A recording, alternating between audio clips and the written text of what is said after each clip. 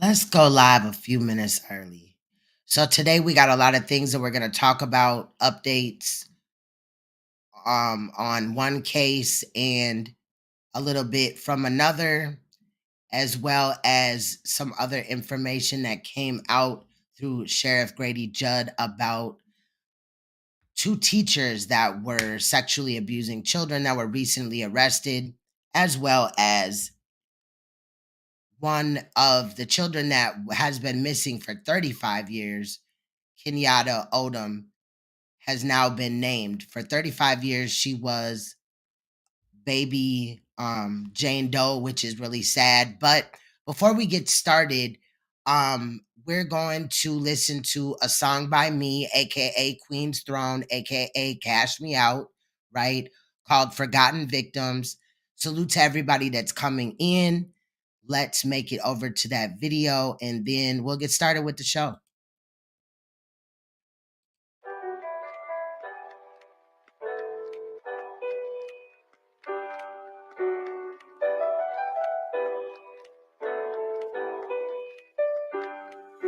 StreamYards is doing that thing again. Maybe I should do it like this. I don't know what to do. Let me drop it and then bring it back.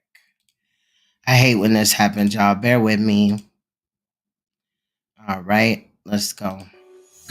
Have you seen Ebony? I can't find her. No, I haven't seen her. Did you see Ebony? Yeah, she's a video on the beat.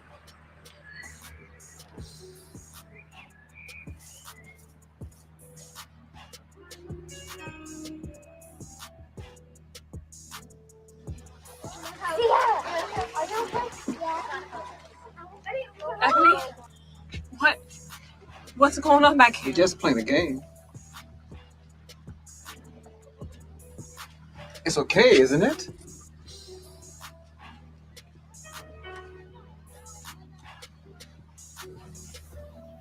Oh, I was just worried. As long as she's back here with you, everything is all right. Mommy? Shh.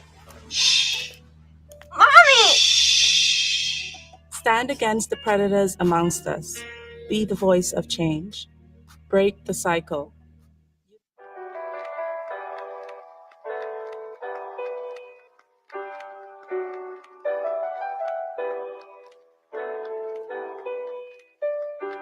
Forgotten victims, hidden so well. Victims of their past, but they will never tell. Touched as children are scared by violence. They choose to hide it and keep the silence. Still forgotten victims who choose to hide.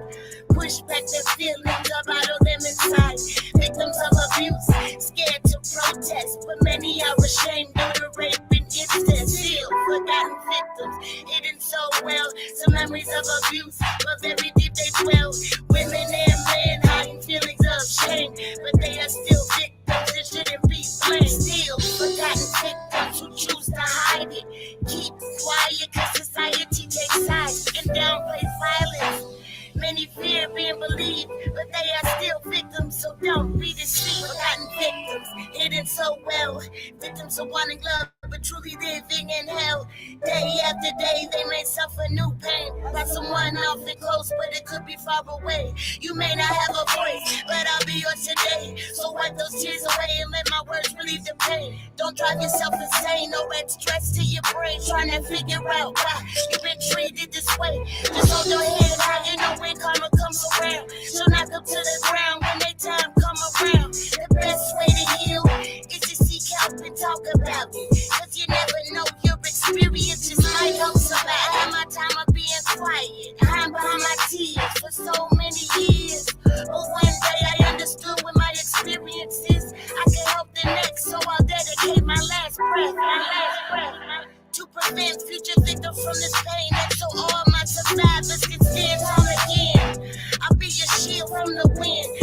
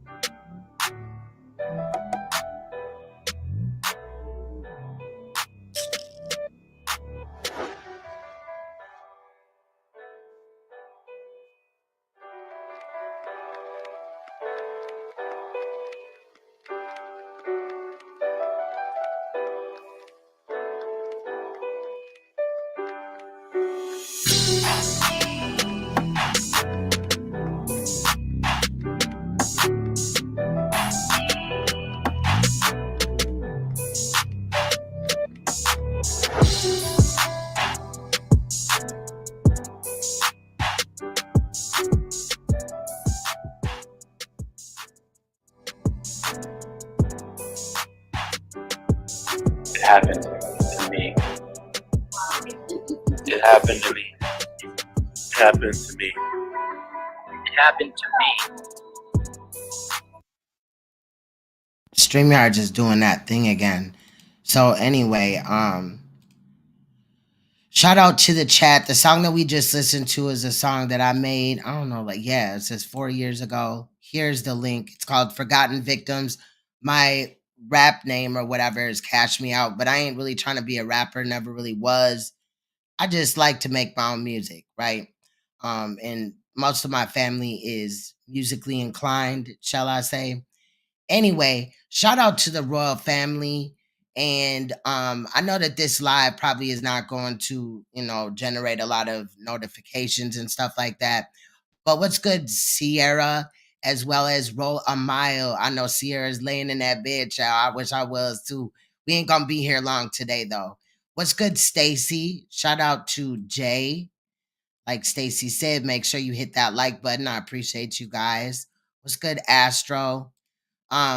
Yeah, this live stream is going to be definitely trigger warning, trigger warning, trigger warning. Okay, let me pull up where we're going here.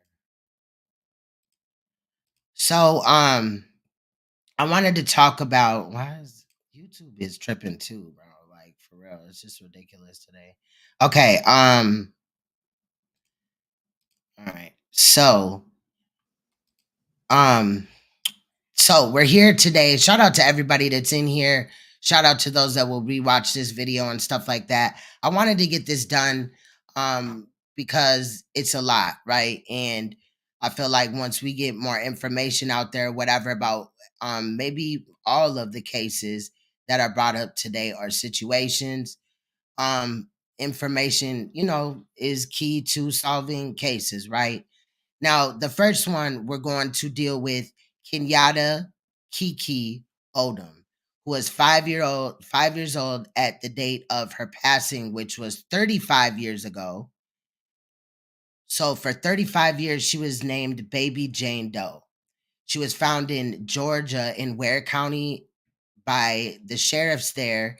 Detectives had found her inside of an old TV cabinet, wrapped in a blanket, which was inside of a duffel bag, which then had concrete encasing the whole thing.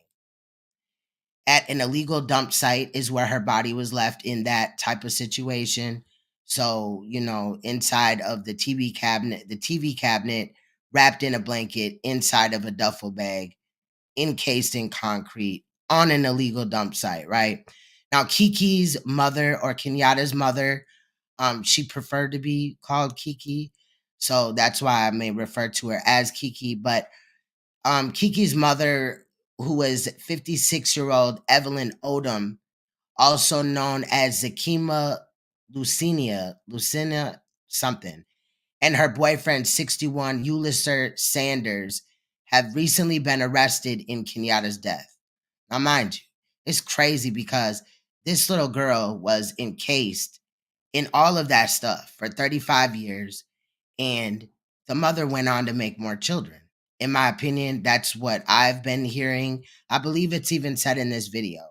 So this video that we're going to look at right now is about 30 minutes and 24 seconds, but it's case information on who was Baby Jane Doe, but has now been named Kenyatta KEKE Odom. Like I said, the mother was arrested. She's lived the last 35 years of her life free. And I don't know if she felt any guilt, but she definitely didn't come forward and even really let anybody know that her daughter was missing if she didn't have anything to do with it. And also her, boyfriend was arrested. This is a reoccurrence on this channel, that type of situation where a child is unalived and the boyfriend and the mother are arrested and things like that. But it's a lot. It's definitely a lot. There's a lot of moving parts to this case, but as I didn't know, right? And there wasn't even YouTube 35 years ago. But and I was a kid then. I was barely, you know what I mean? So I just really feel like we need to get this information out there, and the fact that it looks like 11 Alive in Ware County, in Ware County or whatever, is gonna document this. I'm hoping that they document the trial, because normally 11 Alive does document trials, and I do appreciate them for that, because then we get an inside look at it. This is a case where I definitely would live stream the whole trial day after day. We would do it in portions and stuff. But this is a damaging case where a child was encased in a TV cabinet, inside of a blanket, inside of a duffel bag, encased in concrete for 35 years on an illegal dump site, just dumped out there like she didn't, matter at all. And the mother, in my opinion, allegedly went on to make other children, which is important. And I want you to remember that for the next case that we're going to look at today. We're also going to talk about, let me go get the link for that. Let me see. Okay, it's right here. So 4 years ago, we'll get to that. We'll get to that. But, so I just want to let you guys know that this is the link for the next story that we'll be talking about. It's been 4 years since I talked about it.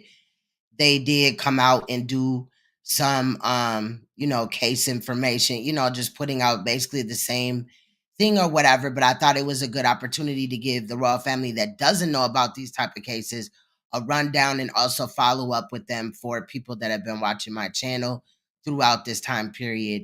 If you're in here, make sure that you hit that like button, and if you can, share it, because these type of streams, a lot of people don't like to be involved in and stuff like that. I don't like them either. I always feel drained afterwards, and my heart feels heavy.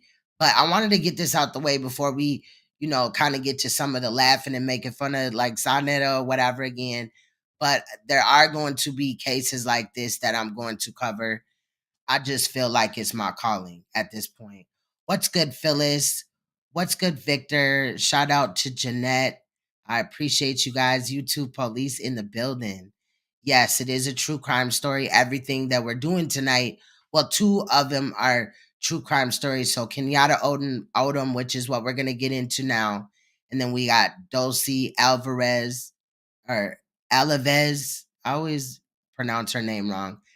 But that's next. And then we'll be talking about 2 teachers that had recently been arrested for abusing children sexually, and their teachers, pretty much on, their teaching job type of situation or whatever. That's what's kind of being alleged in this situation. But that comes from Sheriff Grady Judd in Polk County, Florida. But we will get to that.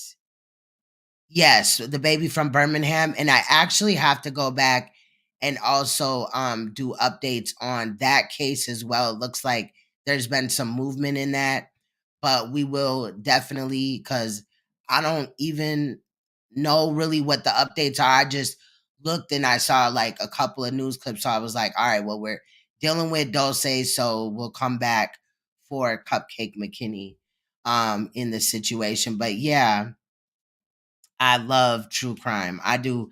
I hate that these things happen, particularly to children and just anybody really, but we got to talk about it and stuff like that. Main thing of this story is the whole situation with the boyfriend, the mothers allowing just anybody around their children, and vice versa too, because the children can easily be unalived, and I've covered cases where the one that unalived them was the step parent, but it was the wife, or a female, obviously. So anyway, let's get into this video of Kenyatta Odom, and we'll hear about the case details, and I'll give some commentary. Let's go.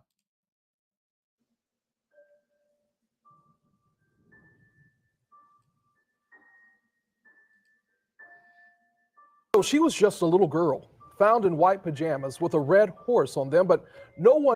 But we were also able to make the arrest of those that we believe were responsible. Found dead in Ware County just before Christmas in 1988. Today, the Georgia Bureau of Investigation says her name is Kenyatta Odom. Her mother and her mother's boyfriend are facing murder charges. The Ware County baby Jane Doe, found encased in concrete in a TV cabinet and dumped off the side of a rural road in 1988, finally has a name: Kenyatta Odom, affectionately known as KEKE. Special Agent in Charge Jason Seacrest says this cold case began to heat up in 2019 when they began looking at DNA genome sequencing, and that led them to a possible family connection in Albany, Georgia. A significant development because a copy of an Albany paper was found near the dumped TV cabinet in 1988. The GBI sent out a news release in December of last year about the case, and a tipster came forward. She knew that there had been a child that had gone missing and that her mother said that the child had gone to live with her father. This person never really believed that story and found that it may not, just didn't believe it was true. Further investigation into that tip led to the identification of Kenyatta Odom and the arrest of her mother, Evelyn Odom. Wow, now why would this do this? Why? See what I gotta go through on YouTube? Does this ever happen to anybody else? I don't know. And a tipster came forward. She knew that there had been a child that had gone missing and that her mother said that the child had gone to live with her father. This person never really believed that story and found that it may not, just didn't believe it was true. Further investigation into that tip led to the identification of Kenyatta Odom and the arrest of her mother. Oh, this is not in the video. It is not like that in the video. Both are facing multiple charges, including felony murder and cruelty to children. Agent Seacrest did not provide a motive for the murder and said he did not want to elaborate on cause of death. But the murder indictment for the two say they submerged Kenyatta's legs and feet in hot water, causing severe disfigurement, and did not seek medical care for her. Ware County Sheriff Carl James was one of the responding deputies that day in 1988. He says this case has always stuck with him, and he is thankful a tipster finally came forward. This case just happens to be the one that finally, after all these years, it came down to one person making a call that put the puzzle together for us. 2 people are now facing charges in connection with the death of a 3-year-old girl whose body was hidden in the woods in Ware County 35 years ago. We now know that the little girl's name was Kenyatta Odom. The indictment shows that the child's mother and stepfather have now been charged. Incredibly disturbing details this morning, but I want you to think about this. For 35 years, we didn't know her name. For 35 years, someone thought they got away with this. But also for that period of time, there were investigators and detectives who cared about this little girl, and they kept digging. Thank goodness they did, because right now it feels like we're on the brink of getting more answers. A crime scene in the woods and an idea of what she looked like. This is what investigators went off of for 35 years. A child is so innocent and so defenseless, and they tend to hold a special but difficult place in investigators' hearts. Now there's been a major development. This indictment names the 3-year-old as Kenyatta Odom and accuses her mother and stepfather in the crime. Evelyn Odom, also known as Mecca Luciana, and Ulester Sanders face felony murder, aggravated battery, conspiracy, and concealing charges. They lived together in Albany, Georgia. This is where investigators say the baby died.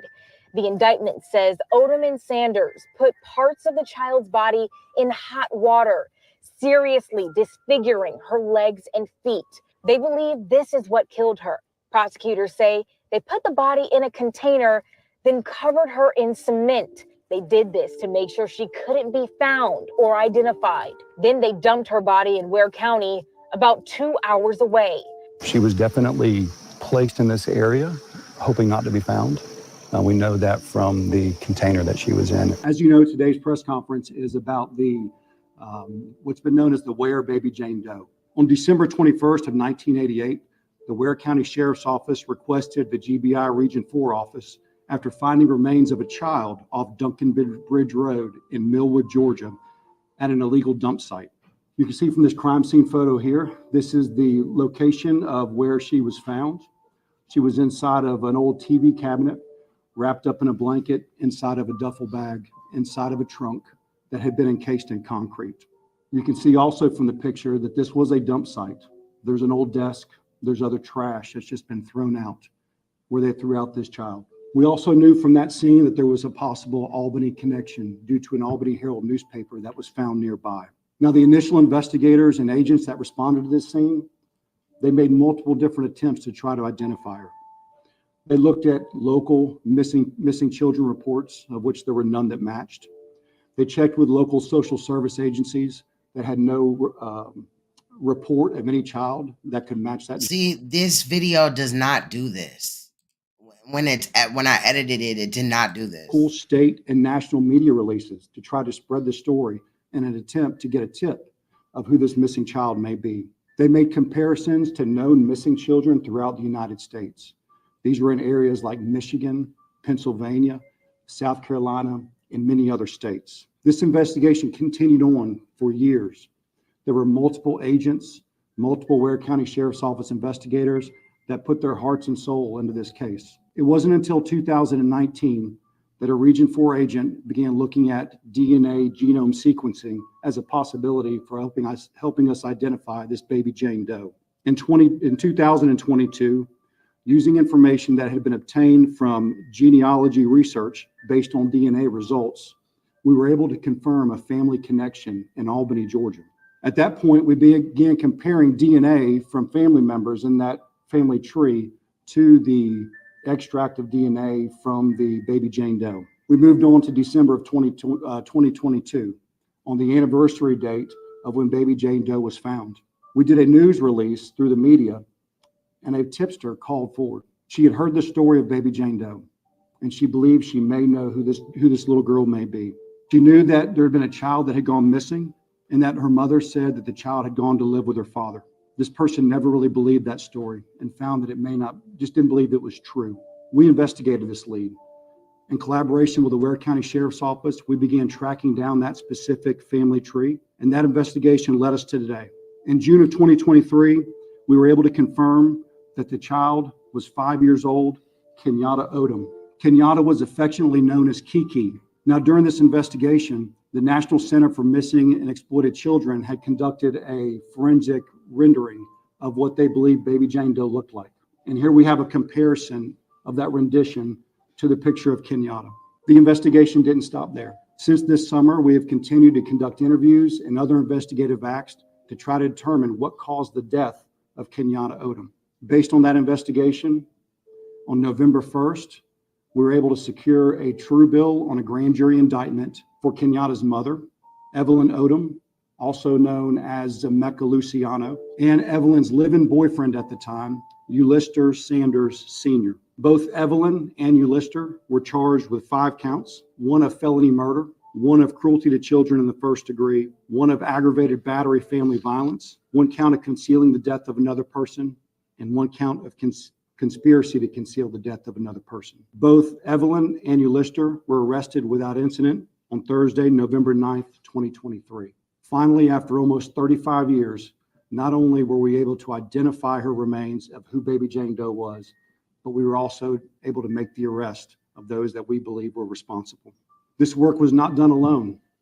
While the GBI was requested to work the case, and the Ware County Sheriff's Office was always by our side, assisting in any way possible, we also had other partners. The Waycross DA's office consistently provided us advice and feedback on investigative processes so that we could be sure that we had the strongest case possible. When it was determined that Kenyatta's death occurred in Dougherty County in the Albany area, we began to confer with the Dougherty County DA's office, who continued to provide excellent advice and pushed us to continue on with investigative leads to try to secure the case. The GBI Department of Forensic Science was always there to help us understand the ever-emerging DNA technology that was coming forward, how we could use it in this case. The GBI Medical Examiner's Office proved vital as we ended the days of the investigation prior to the arrest and helping us ensure that we had what we believed were the right people. The National Center for Missing and Exploited Children, also known as NCMEC, they have been involved with this from the beginning. And the father has really nothing to do with it. I don't really blame him for not being there because the mother and the father were not together. And the mother lied to somebody and said that that's where baby Kenyatta Odom at the time is with her father. The person didn't believe it. I'm questioning why it took them 35 years to come forward. If that's what he's saying, In 2009, they met with us and helped us post investigative findings and attempt to find new information. They also did this work of the rendering of what they believed baby Jane Doe looked like.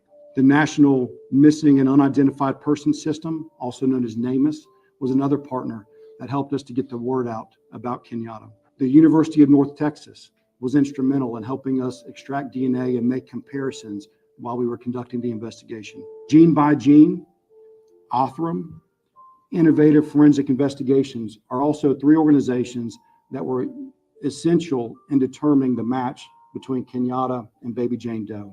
I'd also like to thank an anonymous donor that provided a $5,000 reward in December of 2022 that helped us get information that we needed to secure this case. I'd also like to thank the Cook County Sheriff's Office and the Lenox Police Department. They were vital in helping us locate Evelyn at the time of her arrest. Right now, I'd like to turn the mic over to Sheriff Carl James. I'm Ware County Sheriff Carl James. First, I would like to say thank you to the person that came forward with the tip, the information that led to the solving of this case, and to the Ware County citizen that came forward with the $5,000 reward. This case has always been a special interest to me because I was one of the responding detectives back on December the 21st, 1988. A little after 12 p.m. that day, I, along with Detective Peggy Gwynn, received a radio call to respond to Duncan Bridge Road in the Millwood community about a death investigation. Upon my arrival, I was really not prepared for what we were about to find.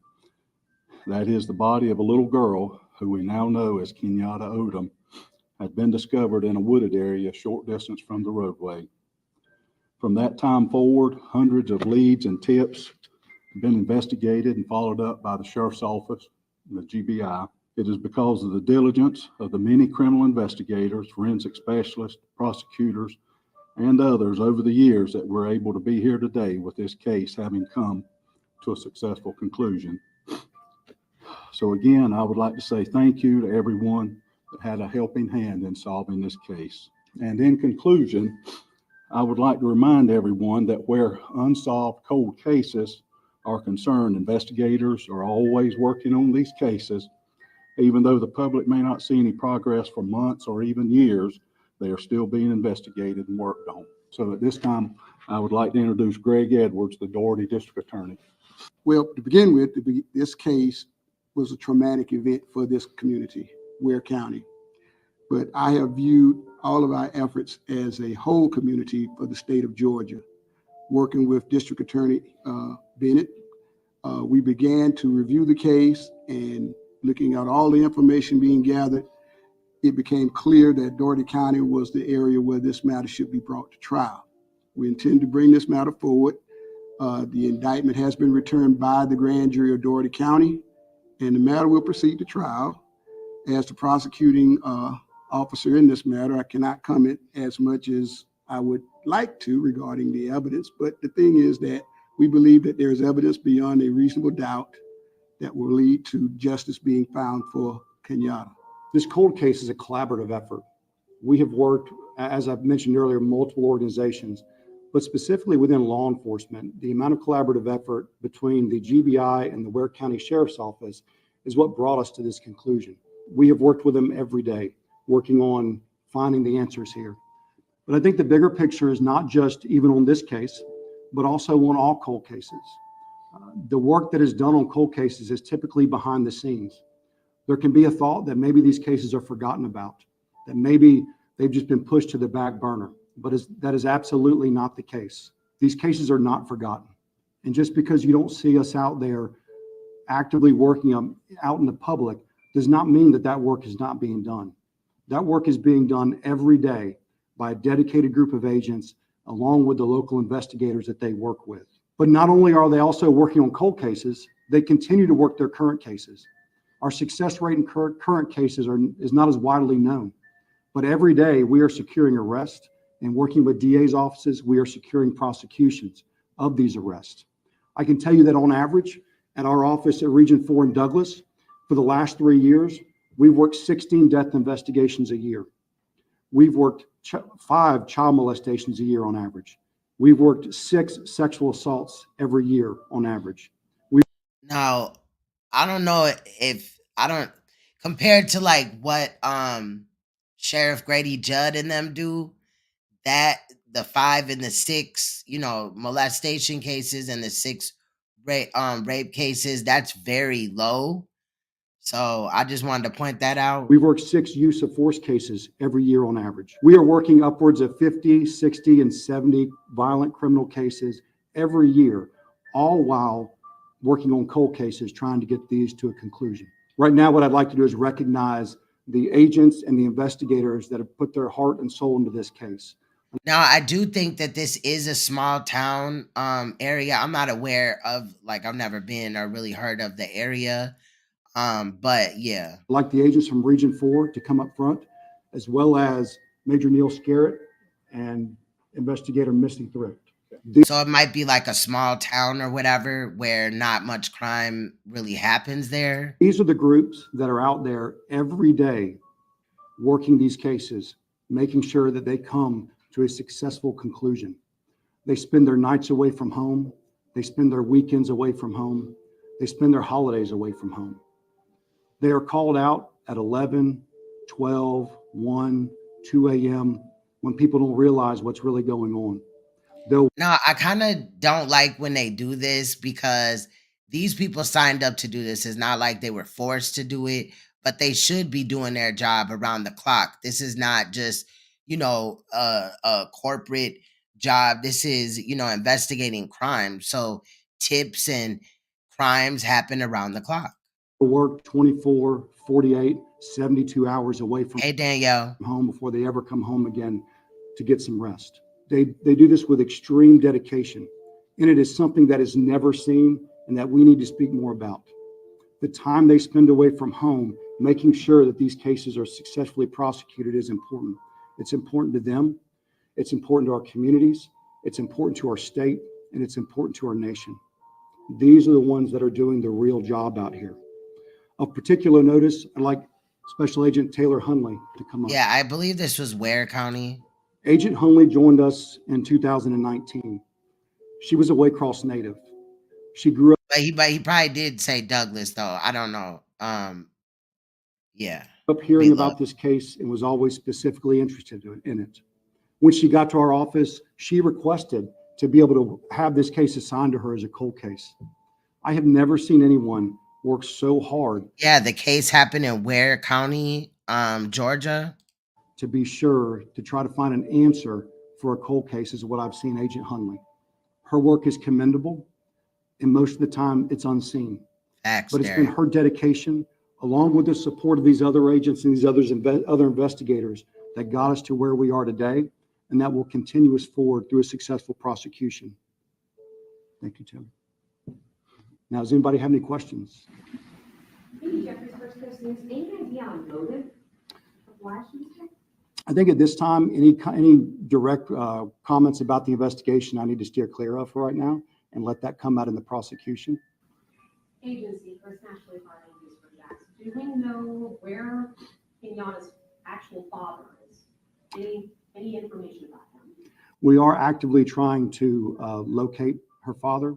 The identity of her father has been a little bit of a secret over the years, but we are continuing to use our investigative tools to try to identify him.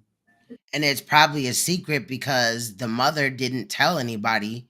It seems like she wanted to get rid of Kenyatta Odom so she could go be with this other dude, you know what I mean, that helped her kill her daughter.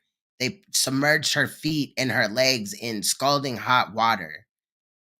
Like, the two individuals who were arrested, do they have any other children? They do. Okay, hi, that's Shanti Isaac, WNLB. Where is the location of the mother right now? Is she in Doherty County? My understanding is she was. No, I get it, Pumpkin. Booked in the Doherty County Jail last week, although I've had several questions, so I'm not sure if there's been a mix-up. She was arrested in Cook County. It was the Cook County Sheriff's Office and the Lenox Police Department that assisted us with that arrest once we located her. But it was my understanding she was going to be transported to Doherty County. And does the statute of limitations apply to this case? And if so, can you elaborate why or not? There is no statute of limitations on murder. Murder, right. As to the other statutes, I would defer to the district attorney's office to discuss the technicalities there. Nick Gibson here from Action News Jacks. My first question is, kind of why did it take so long for you guys to get here now today? If you can maybe elaborate on that. Very good question. Primarily the forensic technology has changed. It has changed the investigative landscape. In 1988, I don't even know that DNA was on any investigator's mind. The genealogy work that is being done was nowhere near the capacity that it is today. Note that at the time, multiple media releases were made. I would say even in the first 12 months or 6 months of baby Jane Doe being found, and a response was just never gotten. Every lead that was followed ended up not matching our remains.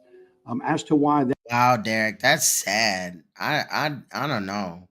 I've heard of people like putting their children in hot water before, but I never knew that it was going on in the South like that. That takes so long.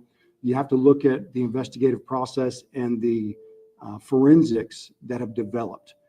As I said, in 2019 was when we started looking at DNA. Exactly. She could have also brought this child, like went to CPS and just been like, I can't care for this child or whatever. Like, she didn't need to ultimately take her this child's life. She could have signed away her rights. Like, I just feel like this whole thing is extreme. And then the way that they tried to hide the body. I mean, they put her inside of a TV cabinet, wrapped in a blanket, inside of a duffel bag, and then poured concrete over it. They really tried to hide this baby girl's death. Genome sequencing. And then once you get into that, and if you want to get the technicals, you extract the DNA, and then you have to start trying to make matches, and you can track that through. I agree, El Monte. They definitely, the mother should have just maybe contacted the father side of the family or a family member of hers or something too.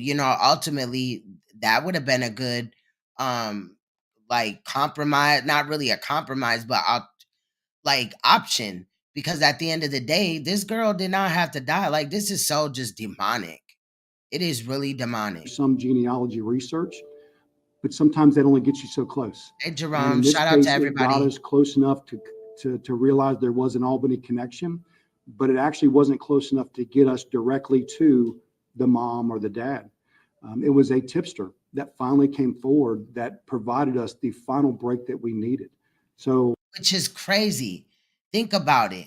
The tipster called in and said that 35 years ago, Evelyn Odom, aka Zemeka Luciana, had told her that the baby Kenyatta Odom went with the father. And they didn't believe that because clearly, like, it was allegedly a secret, or she wasn't fucking with the father or whatever, and she didn't tell many people. But the person did not believe that. But imagine holding that secret for 35 years, and then even after you find out that Kenyatta has passed away because, she was found in by the detectives and stuff. They had put out basically a drawing of what they thought she would look like when they found, her decomposed body. Sorry to say it like that, but like, I feel like to draw the picture, sometimes you have to get graphic. The picture, I should have included that too. I'll grab it. Hold on. Give me 1 second. I meant to do this. It was very close to what she looked like. Let me bring this in really quick.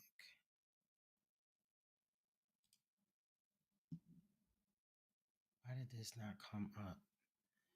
I just need this picture right here without having to.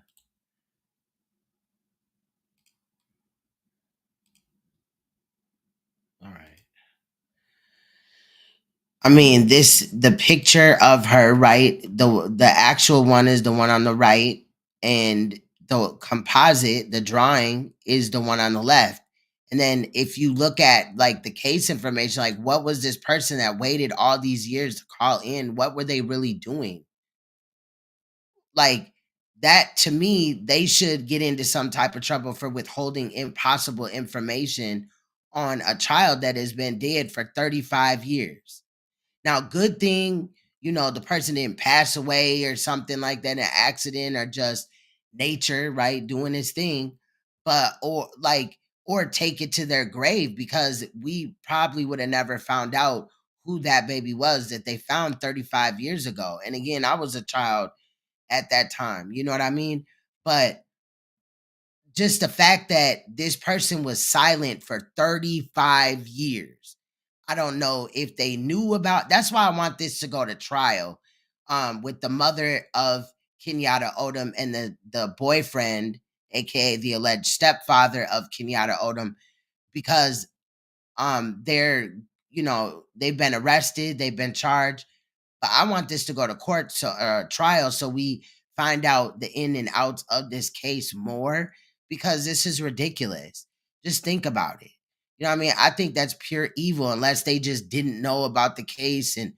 But if you don't, let's say a year went by, right, after this person was told by Kenyatta Odom's mother that, hey, Kenyatta's with her father, that's why you don't see her around.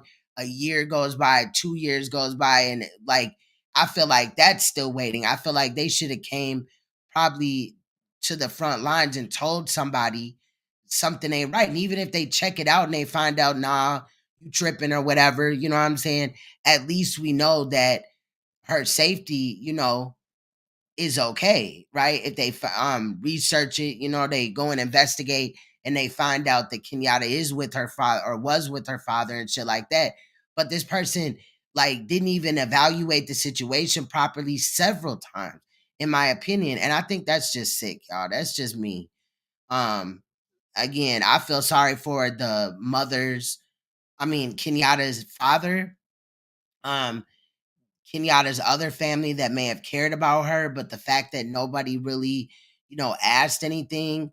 Normally, even if a mother did give the child to a father, to some degree, she's going to want to be around them or whatever. And if somebody would have asked her, like, how's Kenyatta doing? I don't know if she would have went up in there and lied and stuff, but it just seems weird just how this all came about. And again, I do understand that DNA evidence, far as what they do in the courts and stuff like that, has gotten better over the years, and now they can deal with different types like hair follicles and other type of things that they couldn't do before. But essentially, if this person that came forward never came forward, we would have probably never even known what happened to her. But he says that people were researching the case, so you never know. But normally they go after dental records. Was this child 5 years old and never went to the dentist?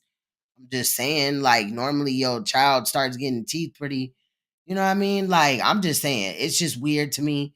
But I'm glad that they finally have a name for her so she can rest properly, and those, people can get closure. I'm glad that the mother and the stepfather are arrested, because this type of thing is going on so many times. I've covered cases like this where the mother, the stepfather, or the stepmother and the father get arrested for unaliving children, when there's other ways to deal with things. If you it's so sad. It's heartbreaking.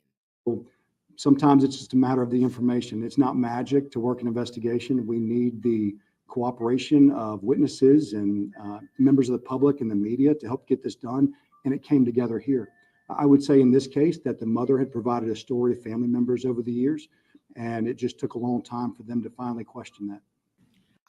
But at the same time, wouldn't the family have known that the mother, possible situations where the mother's lying or the story ain't adding up, nobody could check, and see? It's just really weird.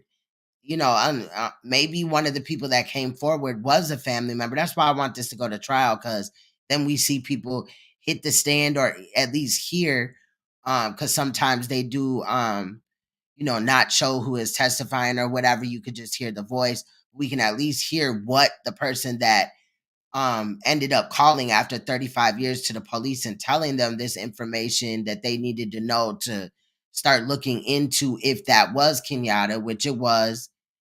I don't know. I just don't get it. Close to the family? Was that a family member? Do we know that by chance? I'd rather not provide that at this time. To clarify, Mr. Sanders, was he a live-in boyfriend or a stepfather? He was a live-in boyfriend. And also, I agree, Bev. so where was he taken into custody? In Doherty County. Yes.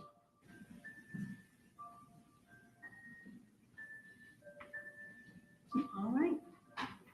I want to ask this. Did you say You talking about the person that came forward? I don't know. They're keeping it concealed at this time. after a news story aired on December 21st, 2022? That's correct. We received the tip in January of 2023. What the official cause of death was for the baby? So the medical examiner at the time ruled the manner of death homicide with an undetermined cause of death. That will not change, although the medical examiner's office has been reviewing the records based on new information that we've obtained during the investigation.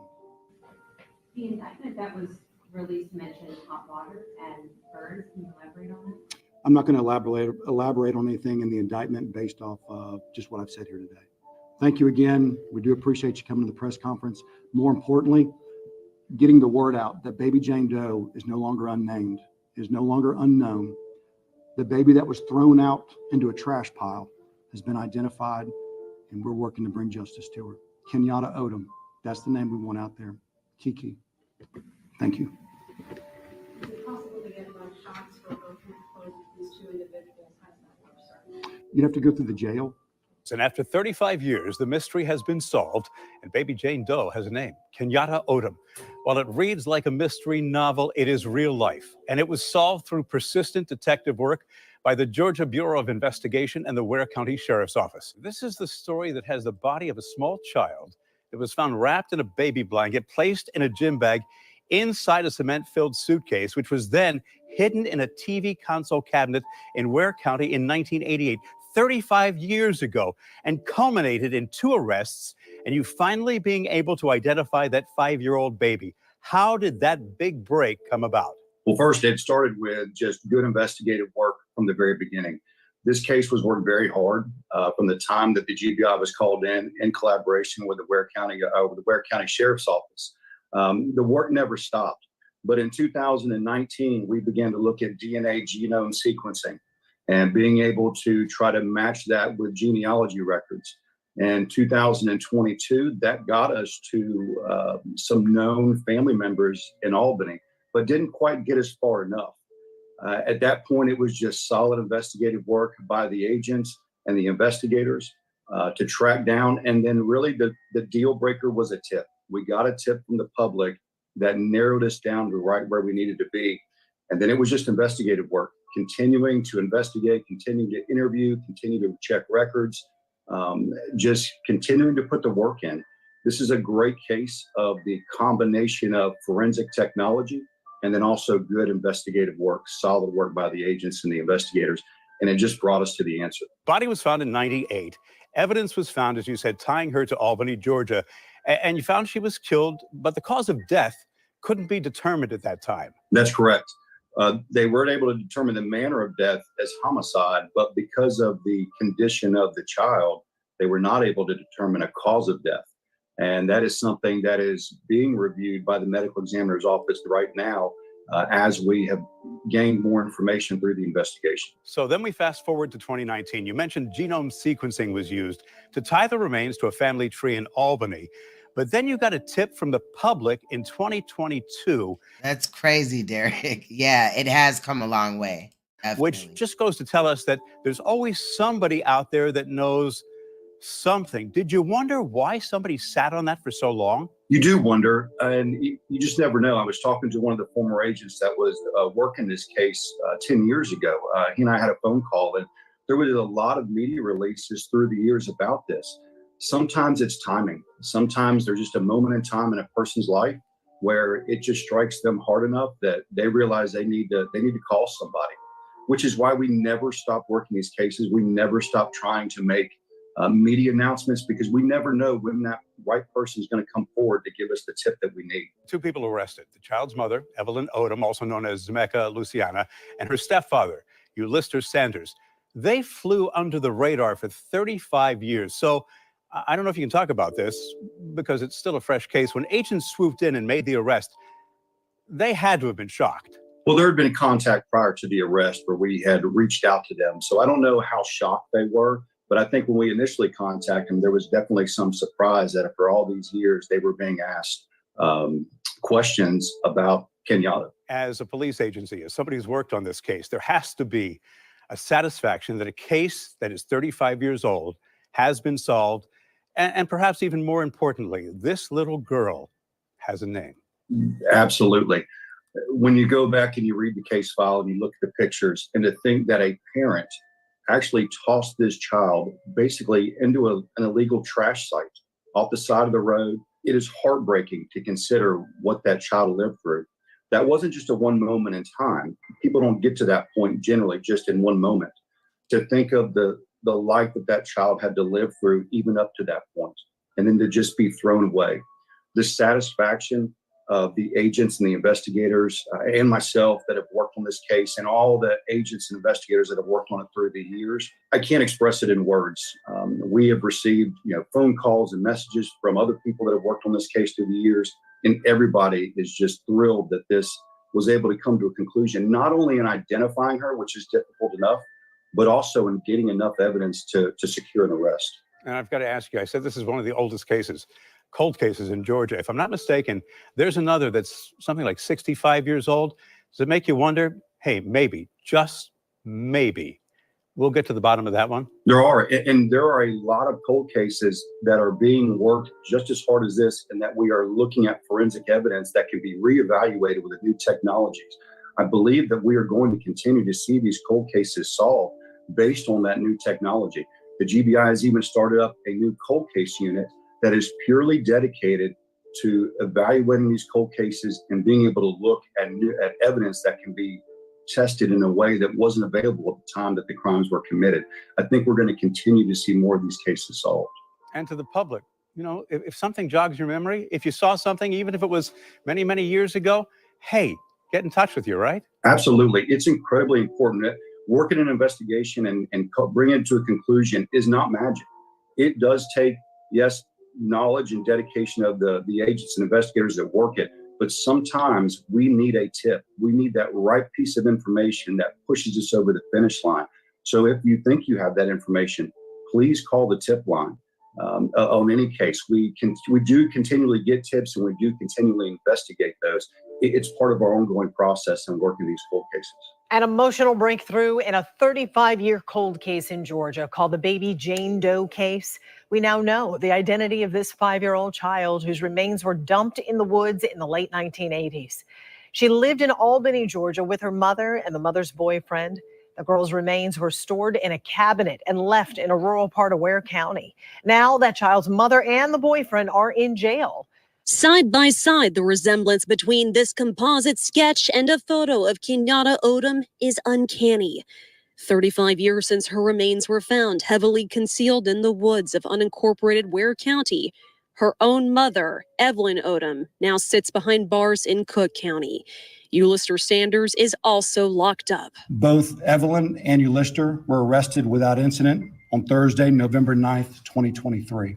Finally, after almost 35 years, not only were we able to identify her remains of who Baby Jane Doe was, but we were also able to make the arrest of those that we believe were responsible. Kenyatta was affectionately known as KEKE.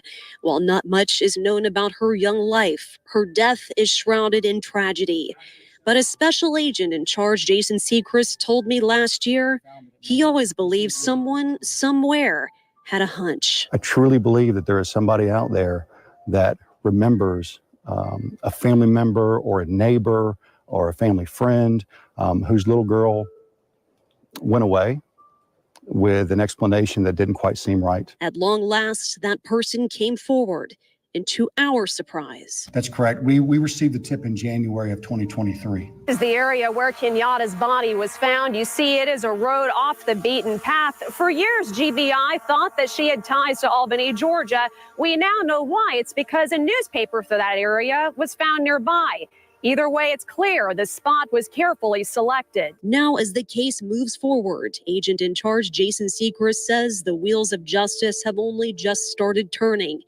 And while Kenyatta's case may have been cold, Just because you don't see us out there actively working out All right, Derek, salute. in the public does not mean that work is not being done. That work is being done every day. one more step toward justice for a little girl, ensuring her life and memory is forever cherished. All right, y'all. So that was Kenyatta Odom's case. And I'm glad that she was found. I'm glad that somebody after 35 years finally had the conscience, like it was on their conscience, to report what happened to baby Kenyatta Odom. She did not deserve that at all. And I hope that she rests easy, because hopefully her mother and her stepfather will not rest easy. They will hopefully spend the rest of their life in jail. You know what I'm saying? I don't know why StreamYards be fucking up. That shit is annoying. Anyway, so this is the link for the case that we're gonna look at now. I did cover this 4 years ago, right? And again, with Kenyatta Odom, I want to cover the trial. If it comes, if it goes to trial, they might just plead guilty. But we'll see what happens. You know what I mean? I'm going to be keeping my eye out. Again, remember that Kenyatta Odom was also 5 years old when she was unalived. But now we're going to move on to Dulce Alavez. Now, the link that I put in there is when I covered it 4 years ago.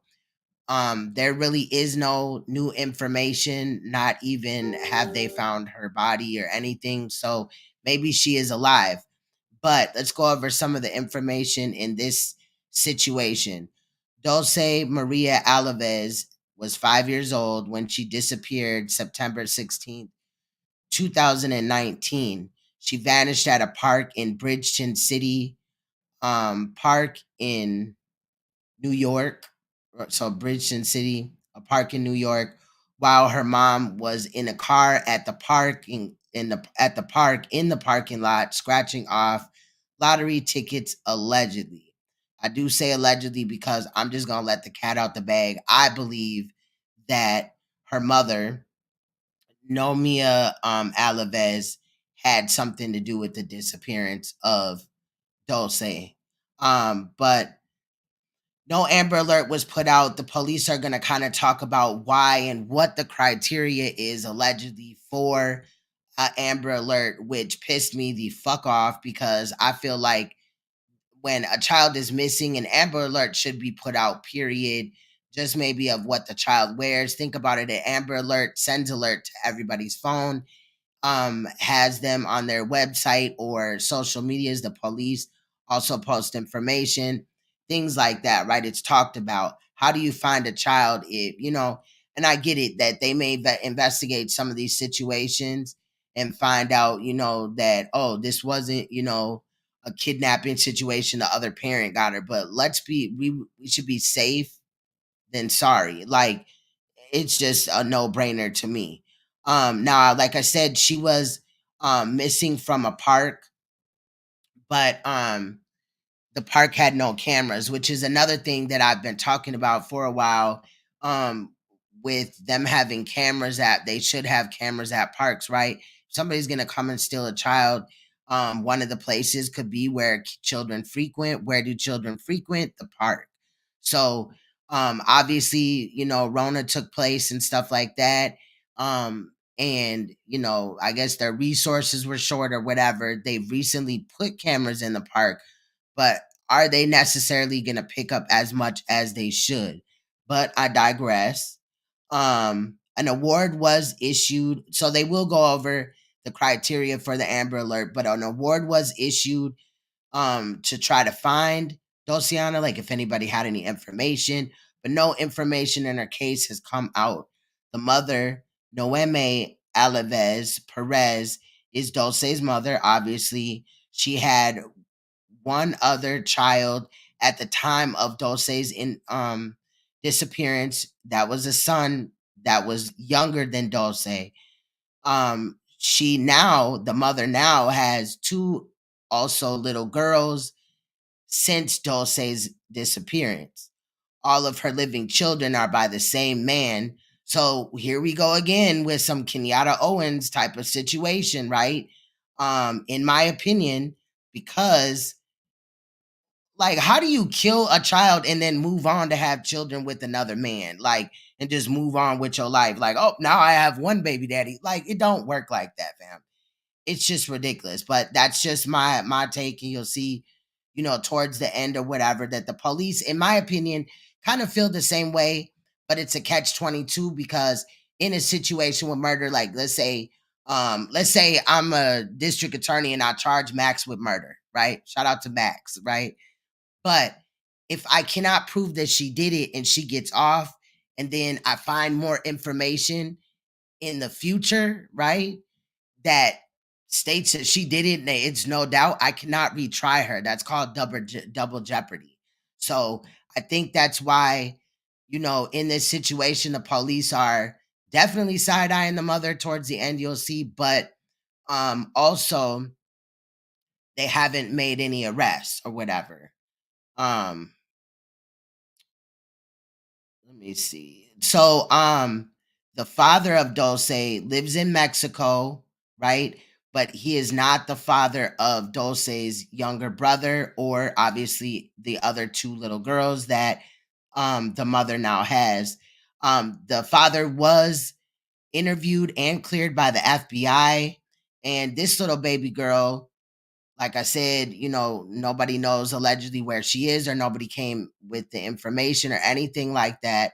But she's been missing for 4 days, 2 months, and 4 years, 2 months, and 25 days. I did that last live stream. I still kind of got brain fog or whatever from the iron situation or whatever, but it will get better over time. So I'm kind of going off of notes or whatever. But yeah, she's been gone for 4 years, 2 months, and 25 days. So I just saw some similarities in some of the cases or whatever. Obviously, they're different. Each case is different. But I noticed that, Noemi, the mother of Dulciana, went on to have other children. And I believe it's alleged that Kenyatta Odom's mother went on to have other children after Kenyatta's, death, after she unalived her, which again is crazy as hell to me. Shout out to everybody in here. Shout out to Glock Dookie and Glenn Simpson. Shout out to y'all. This is harder live, but we definitely got to address these because, who else is, and these are situations that a lot of people should be talking about or whatever. I know I'm not the only one talking about them. There's people that talk about these every day, but this type of topic is draining. So I just want to get done with this stream in reality because this shit is sad. I just cannot believe parents nowadays, people that would call themselves parents, they ain't parenting, fam. They're not parenting. So with that said, we're going to look at the situation with Dulce Alavez. Again, there's no like situation where you're going to hear about her body being found or anything like that. So no real gruesome details besides the fact that there was allegedly a mother sitting in the car while her children were at the park. She was scratching off tickets, allegedly watching her children. And there's two men that allegedly were seen at the park, allegedly, right? Remember, she got a man. She made kids with them, or had one kid at the time with them. But anyway, one of the men, right, was disqualified from being at the place and being involved. But the other, they don't have anything but a composite drawing of, but we've also never seen the stepfather. So before I just give everything away, let's take a look at what's going on with Dulce Alavez's case. Like I said, this is an update. Shout out to Nicole Judge. It's been a minute. How you doing?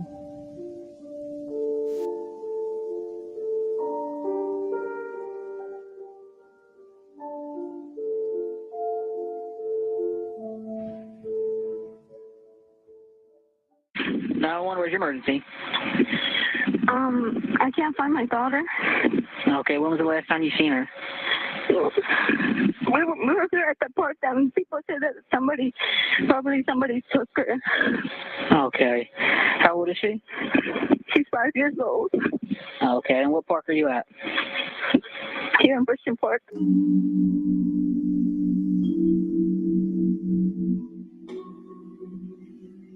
Bridgeton City Park spans 1,100 acres in the northern end of Bridgeton, New Jersey. It's a big park for a small town. With a population of just under 30,000 compacted into 6 square miles, Bridgeton considers itself lucky to have this refuge. Bridgeton Mayor Albert Kelly uses it as a selling point to anyone considering moving here. Well, I think it's a point of pride in our community. We have a zoo, we have canoeing and kayaking, we have a beach where people can go swimming. We have something that most communities do not have. Once a manufacturing town. So for the beginning, like 5 minutes or whatever, they kind of tell you about the town so that you can understand what type of area this was, so you can see how the park was set up. Because sometimes when you hear park, you think like just a little park and that's it. No, this is a huge park in the area. Bridgeton's identity has changed over the last several decades. Kelly has been here his whole wow, Zero Lightness. Hey, how you been? Whole life to witness some of the transition. When I was growing up, the main industry was food processing because we had so many farms that surrounded our city. Those very farms attracted thousands of immigrants, mostly from Mexico. It's a big change from when Kelly grew up, when the demographics were mostly white and black. Right now, our community is over 50% Spanish speaking. Even today, more people from South and Central American countries are moving in. Jonathan Cummings has been seeing the increase through his nonprofit Revive South Jersey. They've been working with the new wave of residents. The initial piece that brought people here was the migrant piece. And then again, as things kind of changed and more people settled, and this became their community. As more people immigrated here, business corridors started filling up. There's a lot of positive things that are happening. This has become a very welcoming and strong place for Latino families to come from all over Mexico, Central, South America. Old and new residents found recreation in Bridgeton City Park. It's a good place to raise a child. On September 16th, 2019, that sentiment and the town's safety would be called into question. Okay, where in the Bridgeton Park are you? The one with the basketball court where high school is. Okay, so you're at the basketball courts behind the high school? Yes. Norma Perez Alavez and her husband Camilo immigrated from Mexico at the turn of this century. Traveling across the U.S. border with their 1-year-old child, the family made their way to Bridgeton. They started working in the South Jersey farm fields. A year after their arrival, Norma gave birth to their second child, a girl named Noema. I grew up here in Bridgeton. My family has lived here since I was born. A first-generation Mexican-American, Noema would have opportunities here her parents could have never dreamt of in Mexico. I came to the U.S. to give us a better life. Noema's parents would go on to have 3 other children. The expectation was that Noema and her siblings would get a good education in the U.S. To be someone and to have a professional career. But at 13, Noema met an older boy and became pregnant. With a baby on the way and no way to hide it, Noema broke the news to her parents. Al principio como que molesta. At first, I was upset because Noema was a minor and still in school. But the drive to make life better for her children overcame any disappointment. She told me to keep studying, and she and my dad were gonna help me out. Her parents were barely done with a baby themselves. Their youngest child, Camila, was 3 years old at the time. Noema was not even in high school yet and already about to be a mom. On April 25th, 2014, Noema had her baby. She named her Dulce Maria Alavez. Dulce means sweet in Spanish. Noema took the rest of the school year off. She was back in class for the start of her freshman year in high school. It was hard, yeah, but my parents were supporting me and they were helping me. Dulce's father, Edgar Perez Bautista, was 19 years old when Dulce was born. My parents didn't want him to be in her life anymore because he wasn't really helping me. Noema would let him spend time with her until November 2018 when he was deported. He got sent back to Mexico, and that's where they stopped seeing each other. Dulce's grandmother quickly fell in love with the girl. My first grandchild made me very happy. I'll never forget that when she was born and watching her grow up. As Dulce grew, she developed a personality. She loved to dance. She enjoyed putting on her mom's makeup and taking selfie pictures and videos. She's sweet, loving, caring. She likes a lot of small kids. Dulce was ready to be a big sister. When Dulce was almost 2 years old, Noema gave birth to her second child, a boy. She named him Manuel. Dulce took the role of being almost a middle child. She loves to play a lot with her siblings, her brother and her aunt. Starting in the fall of 2019, Camila and Dulce were going to the same elementary school. Dulce was 5 years old and had just started kindergarten at Buckshootum Road School that September. She liked going to school, and once she started kindergarten, she enjoyed putting on her uniform every morning to go to school. But Grandma says on the morning of September 16th, Dulce was not her usual self. She was crying, saying she didn't want to go. Her grandma convinced her to go to school by telling Dulce that when she got home from school, they would go out for pizza. Dulce got on the school bus. She went to school, but was still crying. Dulce's mom was off work that day. She picked up Dulce and Camila from the bus stop around 3 p.m. I got them down. We came to the house. They were changing. It was warm that day. A perfect day to play in the park and get some ice cream. I'm gonna take my kids out to eat and play. I already told Dulce, do you want to go to the park? And she was happy. She got excited. She was jumping. She got changed fast. She didn't want to wear her sneakers. She was wearing some white dress shoes. Then she reminded Dulce and Manuel of a secret. I told them maybe let's not go no more because I was so lazy. At that time, I was pregnant. My kids, Manuel and Dulce, knew, but my parents didn't know still. Noema was 19 years old and pregnant with her third child. It was a secret she was keeping from her parents for now. But tired or not, Dulce wanted her mom to take her to the park. She started crying. She started whining about it. Then since I saw her doing that, I'm like, okay, let's go. Noema and the three kids got in the car. And what was she seeing last wearing? She was wearing, give me a second. I don't remember what clothes she was wearing, but she was wearing, I just remember her pants. She was wearing like a flowery pants and some heels, some white heels. We went to a local ice cream shop, but it was closed.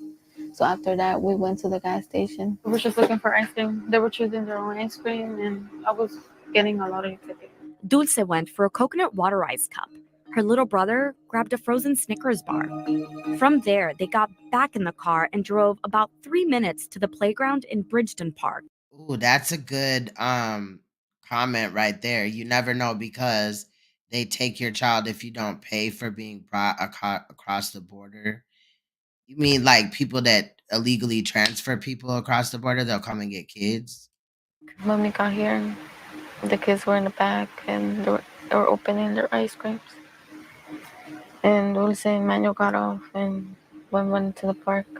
And Camila wanted to go behind them, but I told her she had to do her homework. I could see them, but I just couldn't see the part where the swings are. So my parents did that in the past with me. They will be in the car and they will be waiting, but there will be more kids and more people at the park. So Yeah, but this isn't that time. And, you know, she had Dulce, who was 5 years old, and her younger brother, which looked to be like 2 or 3 or something. I'm just saying that's very young to just leave them unattended and be in a parking lot that's kind of a ways off and you can't see a portion of it. That's why I did that. I let them go because I thought that it was something safe for them. Noema says she was working on her lottery scratch-off while her kids played in the distance. She's unsure just how much time went by. I don't really remember, like 5 minutes. It was enough to catch a glimpse of Dulce one more time. She was playing in the slides with her brother. That's the last thing I seen doing her. She was going down the slide. Some minutes had passed, and when I looked up my head, I couldn't see my kids no more. I took a minute to go check. What she did, she came back with manual only. She said that Dulce wasn't there. I told her she has to be there. She couldn't go nowhere else. Then we got down and we started yelling her name, that she was playing hide and seek. But when I checked, I couldn't find her. Manuel and Camila were with me. Okay. And they were walking with me and trying to look for her. Manuel was the last person to be with Dulce, but there wasn't much he could share about what happened. He couldn't speak. He was nonverbal. All he could do was like do signs. Noema remembers the boy kept pointing to a set of sheds next to the playground, so she walked over there. Once you got to this area, what are you doing here? I was looking for her. Wow, that's deep. That's deep. Maybe that's what happened in this situation. It could have been. I mean, Hey, Black and Bougie, that's crazy. I want to look into that more. Thank you, Almonte, for putting that on my mind, Almonte. Cause man, I didn't know it was like that. I heard about stuff like that, but like never, thought about it in a case before necessarily. So thank you for real. I don't feel good being here. What was it? I don't feel good being You here. don't feel good? Okay. This spot takes an emotional toll on Noema. It is where panic first set in that September day 4 years ago. I was screaming. I couldn't find it. That's where in my mind went, what if somebody had took her or something? Then I was like, no, let me not think negative. Let me find her. And then I was thinking, should I call the cops? And I was thinking in my head, everything was going by fast. I didn't know what to do. She started frantically asking any passerby if they had seen her daughter. I bumped into two people down over there, and I showed her a picture, and they told me they didn't see her. Around 40 minutes into the search, Noema recognized someone. There was a girl. I agree, Black and Bougie. I do too. Like, I don't know. It's just something about the mother that just doesn't sit right with me. I don't know. Maybe I'm tripping. At the basketball courts, we used to go to school together in elementary school, so I knew her, and I went up to her and asked her, have you seen my daughter? The woman shared a potential clue and a theory. The girl had told me that when my daughter had went running back to the houses, she had seen a black guy like walking by behind it, and she told me she probably he took her. Another girl at the basketball court mentions a Hispanic-looking man. That's where I called the cops. All right. You didn't see anyone else around there that She's very calm, and think about how long it took her to call the cops, like 48 minutes or something. possibly have went with? No, not that I know of. Because we didn't saw no one. There's just some other people that they're here that said that they saw her running through some houses in the back. And they said that they saw two men. They saw a black guy and they saw a Mexican man with two kids. Who's saying that they saw them? Because there's people here in the basketball court that they saw her. They said that they saw her running. The officer on the line relayed some of the information to another officer. Are you at the basketball court? Yes, I'm right here right now. Moments later, the first cop shows up on scene. I already have an officer here. I can't find my daughter. Okay, when was the last time you seen her? 5-year-old Dulce Maria Alavez is missing. Her mother, Noema, last saw her playing with her brother at Bridgeton City Park. She frantically searches for the girl as the fear increases that someone took her. Dulce's mom did what many parents would do. Noema Alavez first searched the immediate area herself before calling for help. When she finally did call for assistance, it wasn't police she dialed. I called my brother first. Remember that she said a black man and a Mexican man, or you know what I mean? But just pay attention. I called him to tell him, I told him to come fast to the park with the dog, just in case if there's someone walking with my daughter. Noema says that when she hung up with her little brother, she called 911. By then, at least 40 minutes had gone by since Noema looked up from her lottery scratch-off and noticed she couldn't see her kids.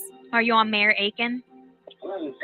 I already have an officer here. Bridgeton Police Chief Michael Gameri says Noema's delay in calling 911 may have impacted efforts to find her daughter. It hinders our investigation immensely because it widens the gap of where the child or missing person can go. And we lose control over a smaller area that we may have been able to confine had we been notified earlier. Closing off access to the 1,100-acre park would be a challenge. So the responding officer called for backup. They came really fast. According to the chief, his officers shut down the main road that cuts through the park, Mayor Aiken Drive. They also closed streets near the high school, which borders the park. Obviously, it would have been more advantageous had we been notified right off the bat. We could have taken a little more precautions than we did. Regardless. I don't know. Honestly, I was thinking, that the mother had did it, but now I do feel like I have to take in what El Monte said about, if you come across the border and you got kids and you didn't pay for your kid to come across the border, we're talking about it legally here, then El Monte saying that he's heard of times or something where they'll come and snatch the kids and kidnap them and then bring them back to Mexico or do whatever they do with them. Like, that is a twist that I did not honestly think of, honestly. But I don't know. I would say it's about 60% of me feels like the mother knows something at least or did something. And then, I got to kind of take it into consideration, a serious portion of consideration, because the dad was already disqualified in this portion. They had deported him in 2016. Dulce had come up missing in 2019, but he was in Mexico. FBI went down there and talked to him and talked to his family and everything. And they said that, he's disqualified from it, basically. The officers got to work and started searching in the area. It's wide open area where the fields are, but it's also exactly, Zero. Think about it. How many, a child could be kidnapped and then somebody just hits the highway, or however you get a child out of, a state or a country or whatever, and inconspicuously without knowing or whatever, without anybody knowing, that you, like, every minute in a situation like that is important, and I feel like at 5 years old, the first thing you should have done was call the police. If you don't see her, so what could go wrong if, let's say, she had walked around a building or two or whatever, and then, you find her after the police get there or when they're on their way, at least you did something, because every moment counts. Heavy brush. I feel like she should have on demand called. But I don't know. Monty fucked me up with that. What he's talking about. Similar type case in Baltimore from 2004. Interesting. Okay. I'm going to be looking into that now. I didn't even ever think about that, honestly. And there's wooded area, and then the proximity of the tributary of the Kahansi River is. And then the fact that, okay, and this could go either side, though. So Dulce's mother went on to have, she was pregnant when Dulce was kidnapped. So she already had 2 children. She was pregnant with her 3rd. So maybe that's why they didn't come, like any of her other kids didn't disappear so far because the other ones have been born in America, so there is no payment that would be due, or she unalived her daughter or had her daughter. Like, it could have been the boyfriend. Her boyfriend at this time went and removed her from the park, because he's the only one that I don't see being identified or really talked to in this situation. Now, I'm sure the police probably did, but again, double jeopardy does play a portion, because they can't try her for murder and then she get off and then retry her again when they have like stone cold facts. That it doesn't work like that. So I don't know though. It's something in me about the mom. It's like, you know what happened. You know, you already didn't want to go to the park, and then this situation happened. You know, that's kind of weird to me. Was it something like, this girl bothering me, like she just a burden on you and now you just want to get rid of her type of thing? I'm not ready to exclude her from the situation. I'm just saying. Runs, roughly maybe 100 yards, 75 yards from where the child disappeared. So obviously there was an urgency to locate the child. The trees and shrubs are so thick that the pond that juts from the river is barely visible, a potentially dangerous situation for a 5-year-old child, especially one like Dulce, who did not know how to swim. I started hearing ambulance, fire department, more cops going to the park. It got packed. Noema says her cell phone battery was dying, but she had enough charge to make one more phone call. She tells me Dulce Maria is not here, and I say, don't joke like that. It's not good to joke like that. Noema tells her she's not kidding and hangs up. I grabbed my car and went to the park. When I got there, police were already there. There's no video of police searching during this time, because at this point, the police are expecting to find Dulce. They're gonna find her. That she's probably some in the woods. I gotta look into that case, Black and Bougie. I didn't even know about that. Thank you, Max. Yeah, I didn't know about that. I'm gonna have to look into that. Thank you. I'm gonna write it down too. Out there. Chief Gameri was confident too. We initially believed that the child had walked off into that area, and that's the angle we were taking at this point. Remember, Noema says on the 911 call that 2 men may have taken her daughter. They said that they saw two men. They saw a black guy and they saw a Mexican man with the officers went and talked to witnesses and attempted to determine who saw the child last, and we took it from there. As the clock ticked and still no Dulce, Bridgeton police called for assistance from other departments. The prosecutor's office, the sheriff's department, state police, any available officer. True. That's true. We could get to that area. We had a window of night that was approaching, so we wanted to get as many people on the ground as possible before night fell. The Cumberland County prosecutor. So allegedly, I don't know if you're talking about. So allegedly, some people at the park said that they saw a black man and a Mexican man at the park. That's who I think he was referring to when he said they. Jennifer Webb McRae eventually took the lead in the investigation. Her office runs the county's child abduction response team. Anytime a child under 13 is missing, they would call the CART team. The day Dulce went missing, the team was activated at 5:13 p.m. Its job would be to interview the girl's family and witnesses. Determine enough information to, be able to make some assessments about what's afoot here. The next call for help was to New Jersey State Police. The state police was notified almost immediately of the disappearance of the young child, and our reaction was immediate. State Police Major Thomas Weiserak says troopers from the State Police Bridgeton Barracks arrived at the park within minutes of the call. The State Police also activated some of its specialized teams that evening, including its Missing Persons Unit. Different assets available for such a event to include our Missing Persons Unit, our K-9 unit, our Urban Search and Rescue Unit, our Aviation Unit, and our Marine Unit that would handle any water searches. Those teams were traveling from all across the state. Some wouldn't arrive until the next day. The searchers had a big job on their hands given the size of the park. One resource that wasn't used at this point is an Amber Alert. The State Police Missing Persons Unit is the sole authority in the state of New Jersey that could issue an Amber Alert. But police didn't have evidence to suggest Dulce was abducted.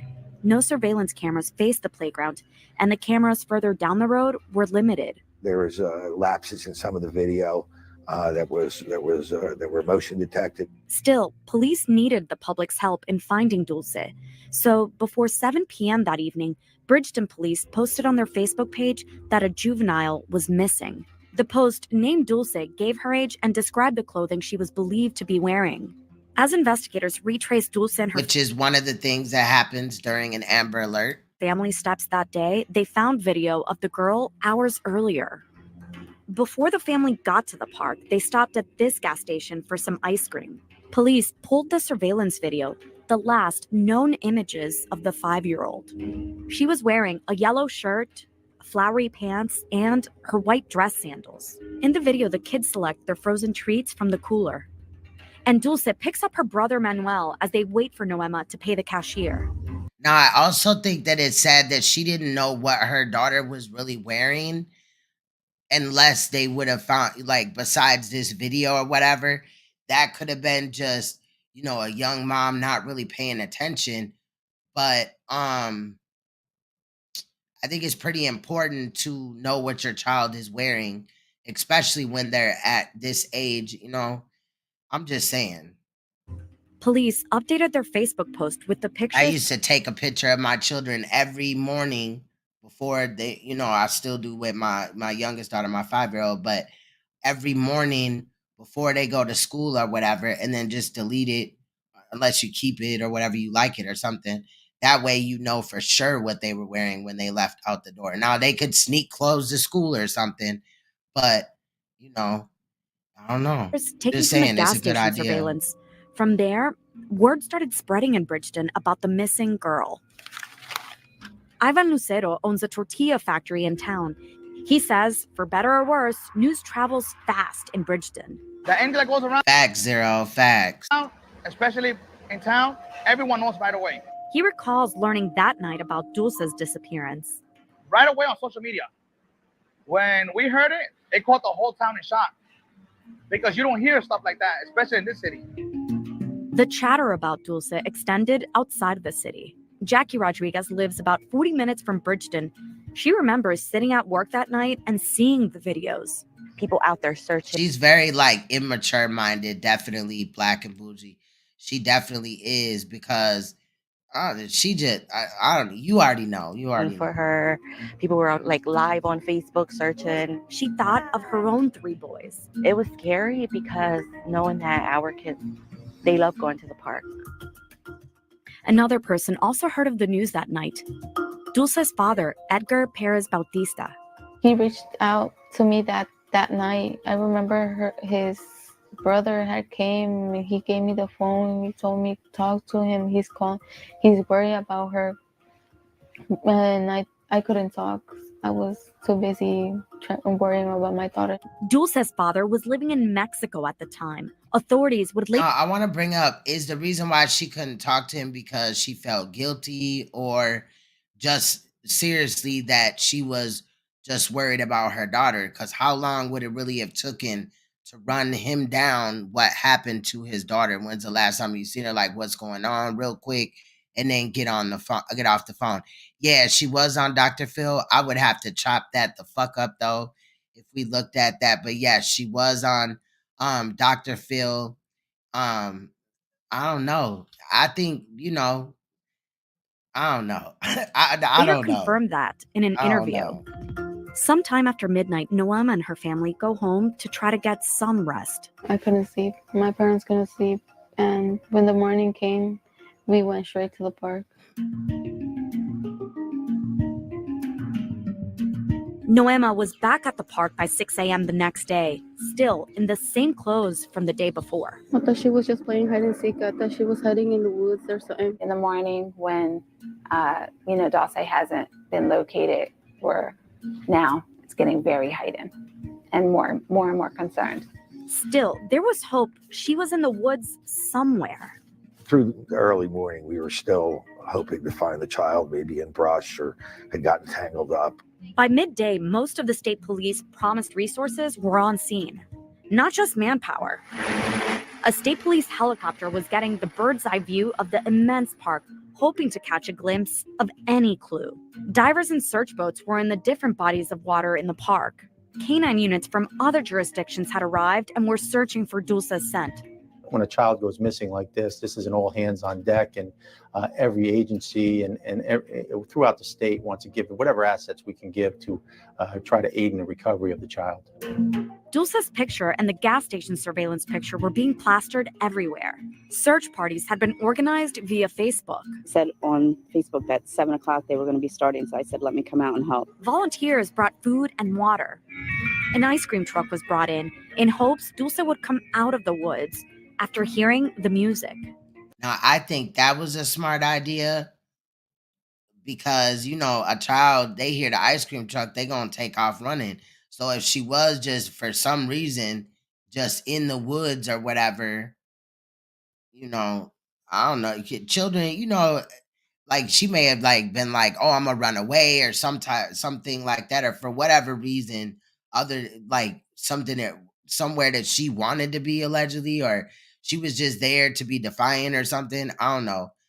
I don't think that's likely really at 5 years old, but I've heard of people's children trying to run away at 5, oddly enough, but obviously, you know, somebody had caught them or whatever, thankfully. But I don't know. I think that ice cream truck thing was a good idea, possibly. I mean, it's worth a try. Ivan Lucero was one of the people out there. I went out with my drone to look to see if I find any evidence or anything. He didn't find anything. Nothing. It was the same for police. Officers lined up and conducted a grid search of the area. I'm not going to talk about what was found and whatnot, but nothing that led to the discovery of Dulce at this point. Noema was continuing to speak with officers. She says they told her what the canine. He said that like they found a meth lab or something in the woods. Discovered. The last thing the cops told me was they lost their trace in the street. The trace they lost it over there. She was pointing to Bird Street, a road that leads out of the park. At this point, she starts thinking Dulce may have been abducted. If that is what happened, local and state law enforcement were about to get some federal help. FBI Special Agent Daniel Garabrandt is based out of a New Jersey field office.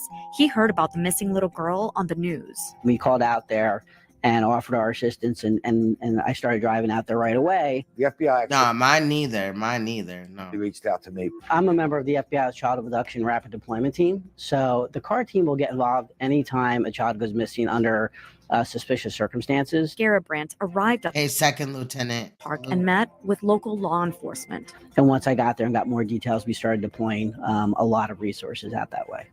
Those resources included 4 to 7 FBI agents, plus the specialized card team. And there were roadblock canvases set up, canvases of the park, neighborhood canvases, video canvases. Noema thought a big federal agency with its high-tech resources is just what the search needed. When I found out the FBI was going to be involved, I thought that they were going to find her real quick and she was going to be home with us. That didn't happen. As the 24-hour mark of Dulce's disappearance approached, Noema was growing more desperate. She wanted police to use another tool at their disposal. She says she begged them to put out an Amber Alert. Police weren't ready. I was screaming. I couldn't find him. That's where in my mind went, what if somebody had took her or something? Dozens of police officers descended onto Bridgeton City Park to look for 5-year-old Dulce Maria Alavez. They searched by foot, air, and water. There was no sign of the little girl. And if they thought that like they didn't, you know, it was too early to, you know, call in an Amber Alert or whatever, after exhausting all of those efforts, they should have did that. I begged them to put out the Amber Alert. Like I said, every moment with Amber Alerts are serious. We already into the next morning after they found her mid-afternoon. I mean, As after they was looking for her. 24 hours passed since Dulce went missing, multiple agencies kept searching the woods and the waterways, even draining a pond. That afternoon, the police chief noted the ticking clock. The amount of time the child's been missing, obviously, if the child wandered away, time is of the essence. Obviously, if there's something foul play amiss, time is also of the essence. Dulce's mom, Noema, had requested an Amber Alert be issued. State Police Major Thomas Weiserach says an Amber Alert is not issued for every missing child. There's a clear delineation of what an Amber Alert is and what the certain criteria are. The first is that a child must have been known to be abducted. Second is that the child must be under 18. The third is that there's a reasonable belief that the child is believed to be harmed or fear of death. And all of those are applicable or whatever they applied to this situation. She's under 18. She could, she clearly was abducted. Who got her? You know what I mean? And then that, fear of harm or death. Those right there. And then finally, a determination must be made by the investigators that there's enough information to put out to make it effective. The police chief said, I mean, they could have put out what she was wearing, where she disappeared from, just anything. It doesn't necessarily, normally when you hear Amber Alerts, you hear, the make and model of a car, or some other associated information, but they could have put out like what she was wearing, something like that. Like, think about it. The next day from a child being abducted, 24 hours or whatever away, 28 hours, 26, or even like 18, a couple of hours is a long time when a child is abducted. There yet. We have nothing solid on any kind of an abduction. Detectives continued speaking with witnesses and reviewing area video. Like, how could they really just sit there and say that they have no like evidence of an abduction, but the mother says she don't got him? The father and all this, the father don't got her. Then who got her? You know what I mean? Like, I think it's appropriate to assume, yeah. And then after they exhausted all those efforts, they still didn't put one out? Video, including the last known images of Dulce captured at a gas station. Weiserach says that investigators were vetting that information and pursuing leads. There may have been things investigatively that the investigators at that time felt it wasn't in the best interest to put out that Amber Alert. What could have been at stake? Maybe some information about what her clothes is wearing and the fact that they're looking for her. I mean, 4 years later, you haven't even still found her. While police sorted out whatever needed to be sorted out, community members were praying at a nearby church for Dulce's safe return. Other volunteers were continuing to search at night. As they flashed lights into the shrubs and water, New Jersey State Police did what Dulce's mom had been begging them for. At 9:45 p.m., about 29 hours after Noema called 911, New Jersey State Police issued the Amber Alert. Why the delay? Again, I wouldn't say it was a delay. I would say, again, there's a lot of factors that go into the decision as to when to release an Amber Alert.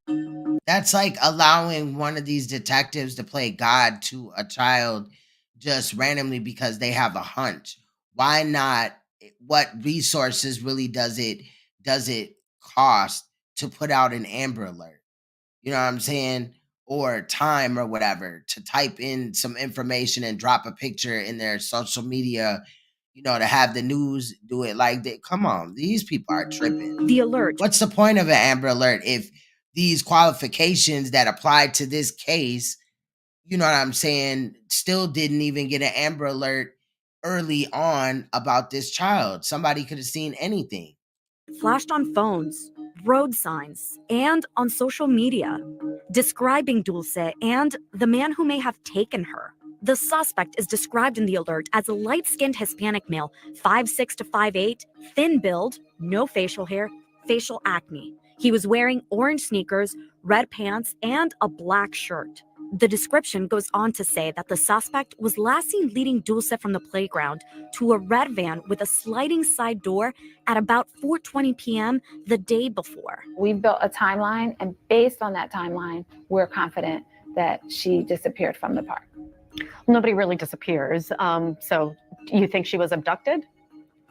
We, at this point, have to, you know, that word is just so jarring to me. But yes, we believe that she was taken from the park. Now, this woman's job is to deal with situations and cases, this topic all the time. So what does she mean that abduction, the word abduction is jarring to her? You know what I'm saying? That's another reason why even early on in this portion, I felt like they believed that the mother had something to do with it, but it would technically still be an abduction if, let's just say, Dulce's mother, you know, knew that her boyfriend or somebody else was gonna take Dulce and whatever. That's still an abduction. The likely abduction of Dulce was a shock to the residents of this farm-surrounded town. Ivan Lucero grew up in Bridgeton and is raising his kids here because it's supposed to be a safe place. Everyone leaves their children playing. They're just sitting down, just looking over them. You don't have to worry about anything because that doesn't happen here. And when we heard that happen, everybody was shocked. Mayor Albert Kelly remembers how panicked parents were. Puts the city on edge for something like that as significant to happen. Although the Amber Alert had everyone on the lookout for a red van, the reality was that description was fuzzy. We are looking at red vehicles. Van was the description that we received, but you know that when you receive descriptions, sometimes they may not be accurate, so it could be a truck rather than a van. We later learned the information in the alert was provided by a child. One detail not in the Amber Alert is also of note. It only mentions one man. The girls on the basketball court who Noema spoke with before calling 911 mentioned two men. They saw a black guy and they saw a Mexican man with two kids. The police chief says that the black man described in the phone call was identified by police. We believe we've located that person and interviewed him as well. The Hispanic man had not been located. They also didn't have video of a man matching that description in the area. Remember, the park wasn't equipped with a surveillance system. Still, police combed through the little video they did have for clues. There was a great deal of investigation that went into looking to see every car that went in and out of the park that we could identify. And we did track down a number of cars that were of interest and try to either rule them in or rule them out. Right, but that's just a car, though. Police said then that Noema and her family were cooperating with the investigation. But almost from the beginning of the search, rumors started swirling in the community about Dulce's mom. People are saying that she might know. Only God knows, and she knows what happened. Jackie Rodriguez was helping out the family by organizing vigils and searches. She became the family's spokesperson. She said people would send her information about Dulce's mom. I used to get a lot of just Noema's background, like friends of hers and family friends of just, you know, her past of her being on drugs and her partying. Noema's. Now let's stop there because we got to add that she was on drugs and she was partying regardless. Again, this is a young mother. They said that she had Dulce and she wasn't even in high school yet. So she had to be like 12, 13. A social media showed 11, the teen mom shit. smoking marijuana. At that time, Now, if it was just weed, you know, I'm not saying that a child should smoke weed, but when they said drugs, you know, a lot of things come to mind and shit. You know what I mean? all I thought was like having fun and drinking with my Right. So she was drinking. friends. There was some stuff that I couldn't understand, like how to be a mother and things to be like, I had to be responsible. Then why? That's what I'm saying. This girl is so immature, but why not, you know, leave Dulce with your mother and stop having children? Why keep making children to, you know what I mean, not be able to know what to do with them and shit? And in this case, your daughter's missing. During the early days of the investigation, the police chief said that detectives had to question Noema and her family. Sometimes tough questions have to be asked. That's a good question. During an interview. and people take offense to that. Noema recalled officers going to her house in the days following Dulce's disappearance. They came to my house and they were mad and they were frustrated. She faced questions from detectives who she says believed someone in Dulce's family may know what happened to her. Do you think any family was involved? To be honest, I don't know. I wasn't really so close to my daughter. Dulce, thank you, Second Lieutenant, may have trusted someone in her family who her mom didn't know. I don't really know half of my family because my family is big. The questioning didn't stop there. Police also asked Noema to take a lie detector test. They just told me that was part of the process. It wasn't just me. It was basically my parents too, my brother. That's why Almonte got me thinking now, you know, I feel like this mother is just immature. You know, she really, I don't know. But now I'm thinking, really, like El Monte got a point. The suspect is Hispanic. Remember, they had a black suspect. They feel comfortable that they disqualify. Hopefully, it was the right one. But so a Hispanic suspect abducts a Hispanic child. You know, but I never even thought of that before. Honestly, that was a very good observation. There were simple questions like, "Where did you went with Dulce to the park that day?" Questions like that. Okay. Did they ask you if you had any involvement? Yes, that was one of the questions. Okay. And what did you say to that? No. Do you feel like, though, like, I don't know, what do y'all think, that like she would have known prior that they were gonna take her daughter, or they just really just stalked her life and stole her daughter just whenever they could get their hands on her? You know, daughter. Like, I'm talking about the people that came, you know, they want their payment for bringing whoever from Mexico. It seems like, obviously, I don't know. I feel like the mother was from Mexico. I can't remember really what they said in the beginning or whatever about that. But it seems like she was born here. You know what I mean? Noema has regrets about her role as a mother. I recognize that I wasn't a good So is it just like that the family has a debt, or mother? And with Dulce, used to go out too much with my friends. I didn't spend enough time with her. She says that now that Dulce is missing. But when she did have Dulce, was having a daughter a burden? Did you want to arrange anything to get rid of having a daughter? No, my mom had a custody she already had a custody for my daughter. In the fall of 2017, Noema and her mom went to the Cumberland County Courthouse. Noema signed off on Norma taking custody of Dulce. I had seen my mom love my daughter a lot. But at the same time, the grandmother might love the daughter, the grandchild, but and the daughter too. But the daughter still got her pregnant at like 12, you know, before high school. Like, that's early as hell. I asked her if she would give us custody of Dulce because she's almost always with us. Noema had moved out to live with Manuel's dad. She had dropped out of high school and was working 14-hour days.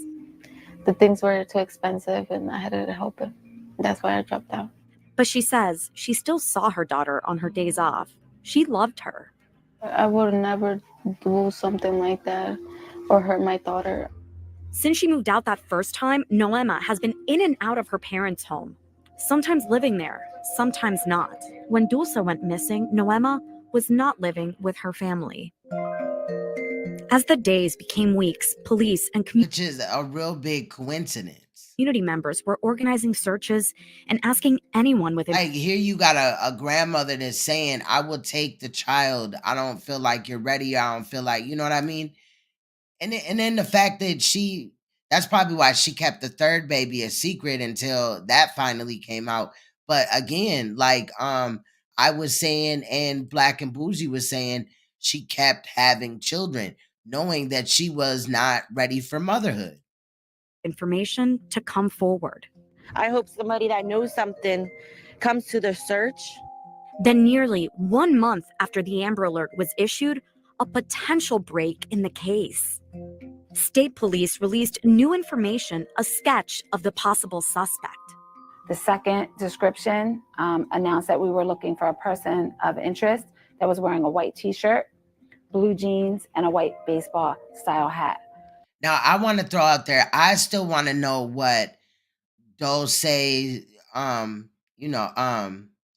mother's boyfriend looked like, because I'm pretty sure he was Hispanic. The two little girls that she's had since Dulce's disappearance 4 years ago, they look just like Dulce, or, really close in comparison or whatever. So I'm just saying, like, was it the stepdad in this situation, or was El Monte? Because if people could see that she was in the car, she was physically there, and then she ran there when she discovered that she couldn't see one of her children. All of that is kind of like an alibi of a situation. If you would think about it, that's why I hate these type of cases, because it make you kind of like think as a killer or whatever. But if you would have not wanted your daughter, then you have your boyfriend or whatever in these cases, hurt them, snatch them up, or do whatever with them and remove them from the situation. Now it's like, oh, my daughter's missing. It was giving me Malia Davis vibes. If you're not familiar with that story, I think I covered it really, really good in my video section, but you got to go all the way down to the beginning. I wonder, do I have a playlist? I should make one. But in that situation, Malia's mom's boyfriend, who she had a child with, the child was a younger brother. I think he was like 1 or 2. And him and Malia were, just chilling or whatever, driving down the street, allegedly. This is the stepfather's story, or the boyfriend's story. And some Hispanic men in a truck threw them in the back of the truck and started beating the crap out of them, and then threw them on the side of the road. And then he laid there going in and out of consciousness for 24 hours. And then he got up and he walked 4 hours to the hospital. That type of situation. Come to find out that right now he's spending 25 years in prison for having something to do, like removing the corpses, tampering with the corpse or something. I can't remember, but he got 25 years for it. But still, in that case, nobody was found guilty or even charged with murder of Malia. So that's another kind of cold case type of situation, because who unalived her? She was found on the side of the road. So I don't know. It was giving me those type of vibes. But the stepfather or the boyfriend was absent, and I don't think he was really addressed in this video. If he was, I didn't hear it during editing or when I first seen it, or now. You know what I mean? So I feel like that's kind of, maybe, I don't know. The man was reported to be a Hispanic male, approximately 5'7", slender build, 30 to 35 years of age. That is true, though. The cartels ain't nothing to fuck with, for real. With the sketch and details. Yeah, retaliation. In the Amber Alert had similarities, but also differences. The two men described were Hispanic, slender build, and similar height. They both had facial acne, but the clothing was different. One man was said to have a white t-shirt and blue jeans, while the other had a black t-shirt and red pants. The man in the sketch is also shown to have a white baseball hat. The prosecutor says the sketch was a result of a description given by a witness who came forward weeks after Dulce went missing. That description came from a person who was not a witness of tender years. Someone of tender years is a young child. The post accompanying the sketch also mentions that the man was with 1 or 2 children under the age of 5. Right. So they said that this man was just walking with these children, and they remembered what they were wearing, and it had been already 2 weeks.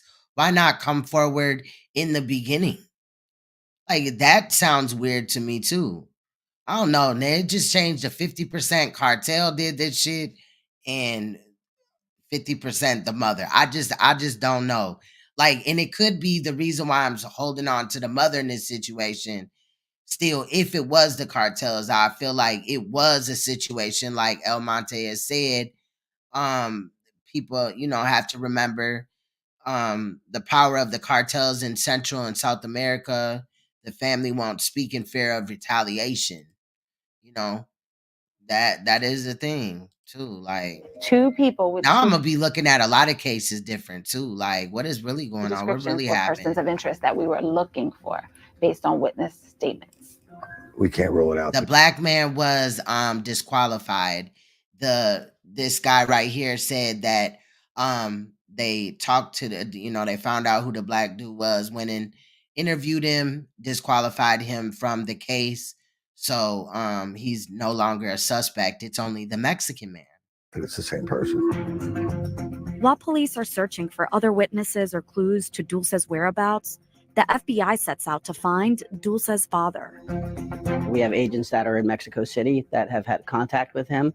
And we've done a pretty thorough job of maintaining contact with him and some of his family members. I'm very comfortable that they've done a pretty thorough job of vetting. Okay, I take it back. Maybe they at that point hadn't, when I was saying, oh, you exhausted all these efforts, that was still a lot of efforts that they exhausted, as far as the ice cream truck, sending dogs out, going through the river, shit like that, right? But if they hadn't necessarily like really spoken to the biological father of Dulce, then maybe that could be the reason why. But I still feel like they should have just did it anyway, just in case, until they could get to Mexico and actually sit down with this man and have a conversation. Is there any chance that he or anybody in his family might have been involved? Yeah, there's no indication of that. What Special Agent Garabrandt did share is that whoever took Dulce likely knew the area. It's a very busy area. There are 2 schools out there. There's a wide variety of ball fields. It was a very high risk. Wow, El Monte. I'm gonna look into that. If it's like some news shit. Abduction for an offender, and I think that whoever was out there was probably comfortable enough to do what they did, and that generally would indicate they were familiar with the area. We believe that she was taken from the park. About 29 hours after Dulce's mom called police to help find her missing daughter, investigators sent out the SOS. An Amber Alert buzzed on people's phones describing Dulce and the man who may have taken her. Then 1 month later, a sketch of a potential suspect. Whoever was out there was probably comfortable enough to do what they did, and that generally would indicate they were familiar with the area.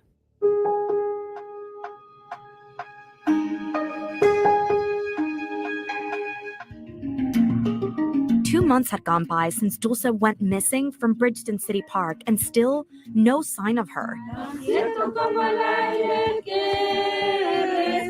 Hey, Incognito. Community members continued to pray for her safe return. We miss her a lot, and we want her back home. The holidays were approaching, one of Dulce's favorite times of the year. I couldn't celebrate no holidays, nothing. Noema didn't want her daughter to be forgotten. So in December, she went on the nationally syndicated show, Dr. Phil. Dr. Phil pressed her on what the Bridgeton rumor mill was saying. You did not sell your daughter, No. correct? No, You don't know who has her. no, You're not involved in her abduction. no. But even with national attention on the case, police weren't any closer to finding Dulce. Law enforcement and area businesses increased the reward for information on Dulce's disappearance to $75,000. They hoped money would incentivize any witnesses to come forward. But during a march to City Hall in January 2020, some said the reward money wasn't working. The money isn't bringing answers. People are fearful. They said people who may know something might be holding back information because of their immigration status. And so when I heard that part, I'm thinking, oh, they just scared to come forward and talk to the police. Because, if the police, they run their name, oh, you an immigrant, oh, you going back or whatever. But that another reason why is it that they're really in fear of saying that it was the Mexican cartel or whatever, and then, being unalived by them or whatever, like they don't play. Mayor Kelly tried to reassure the crowd that anyone Something about this case obviously does not feel right. Information shouldn't fear police. You're not going to be asked about the documentation. Noema attended the march and City Hall rally to plead for the public's help. She also had a question to ask the mayor directly. What about, are you going to put cameras at the park? Cameras? That is something that we're exploring, finding the dollars, finding the right locations, and working so that this will never happen again. I mean, doing all of those things is, I get it. They got to find the dollars for it, right? And then if you didn't know, shortly around that time when she asked him that's when Rona was going on. So, counties and states was going through, a lot financially, allegedly, or whatever. But I always said that I feel like cameras should be at the park. They should have, in this situation, they would need several cameras, but especially where, the roads going to and from, but actually at the park physically, so you can get a good image of, if a child is snatched up, but also other altercations or things that may happen at the park. It is saving tax dollars or money, resources in the end, because now you have evidence that you would have had to wait for somebody to come forward with in other cases. Lack of cameras in the playground area was in part why police still didn't know what happened to Dulce. Unfortunately, there was no surveillance of the park. But just because law enforcement couldn't see what happened to Dulce didn't mean others didn't claim to see or have visions about the missing girl. The psychic told us that she was buried behind the school. That's right, a psychic. Rodriguez says a psychic had been in touch with Dulce's family by phone and told them that Dulce was buried behind the school she attended. This psychic had convinced the family that there might be something there. So, the fact that she went to that school and the fact that the family was very concerned about it, we searched that area. Police used canines to search the school inside and outside. Volunteers also did their own search using rakes and picks. Rodriguez, who helped organize the search, says everyone was told not to dig holes. They were digging. That's what I was thinking. It could have been the mother's baby daddy or whatever, because I guess, okay, so there was Dulce, who was 5. Then there was Dulce's brother, who was like 2 or 3-ish. And then she was pregnant. And then she also had another child. And I guess all of those children are by the same man. So that's why I'm saying, like, it just seems like they just felt like Dulce was in the way, They didn't want to deal with that or whatever. But again, now I'm just torn. I don't know what. Again, no one listened. Everybody was waiting to find a dead body that day. Nothing came of it. Could have been like, was she only smoking weed? Like, things basically Monty is alluding to, like a drug buddy, or did she have a drug debt? Mother's boyfriend, mother's ex-boyfriend. Was she dating somebody else? I don't either know. Of the searches. Several other psychics also reached out to Dulce's family or Rodriguez, who was the family's spokesperson at the time. She kept, yes, Bev. Kept a binder of the various letters. They were like, oh, she's here, she's there. Some of the psychic information, and it was substantial. Did hinder the investigation early on, and even further along in the investigation. The psychic visions weren't the only detours in the investigation. Part of the process is checking out every tip, no matter how bizarre they seem. We were getting several tips in Ohio that appeared to be very specific with a great amount of detail. 2 Ohio towns near the Pennsylvania border received letters referencing the Dulce case. According to news reports at the time, a library and a casino racetrack in Austintown, plus an ice cream shop in Wethersfield Township, all received similar-looking handwritten letters that referenced the Bridgeton girl. Those letters led police to use cadaver dogs to search the woods behind the casino and a truck stop in Youngstown, Ohio. There were some searches completed, and the origin of the letters were investigated, and that's part of the investigation, but nothing substantial came out of it. In March 2020, the investigation into Dulce's disappearance was about to be affected by a global pandemic. So was the park's safety. Mayor Albert Kelly said there were plans to put cameras in the park. We're working with the school board on installing cameras throughout the park so that our community can feel safe. But by September 2020, the mayor said COVID-19 had impacted government functions and funding. Our local school board has lost $5 million. And so that kind of put that idea on hold, but that has not eliminated the idea. I agree, Black and Bougie. The year mark of Dulce going missing, the police chief lamented that the pandemic delayed some of the investigation. I'm not going to lie, COVID hurt us a little bit just because of the resources that we need to conduct these types of investigation, whether it be court orders or other forms of investigation that put us a little bit behind. A core group of investigators continued to meet regularly, even during the pandemic. They were continuing to get tips and potential Dulce sightings.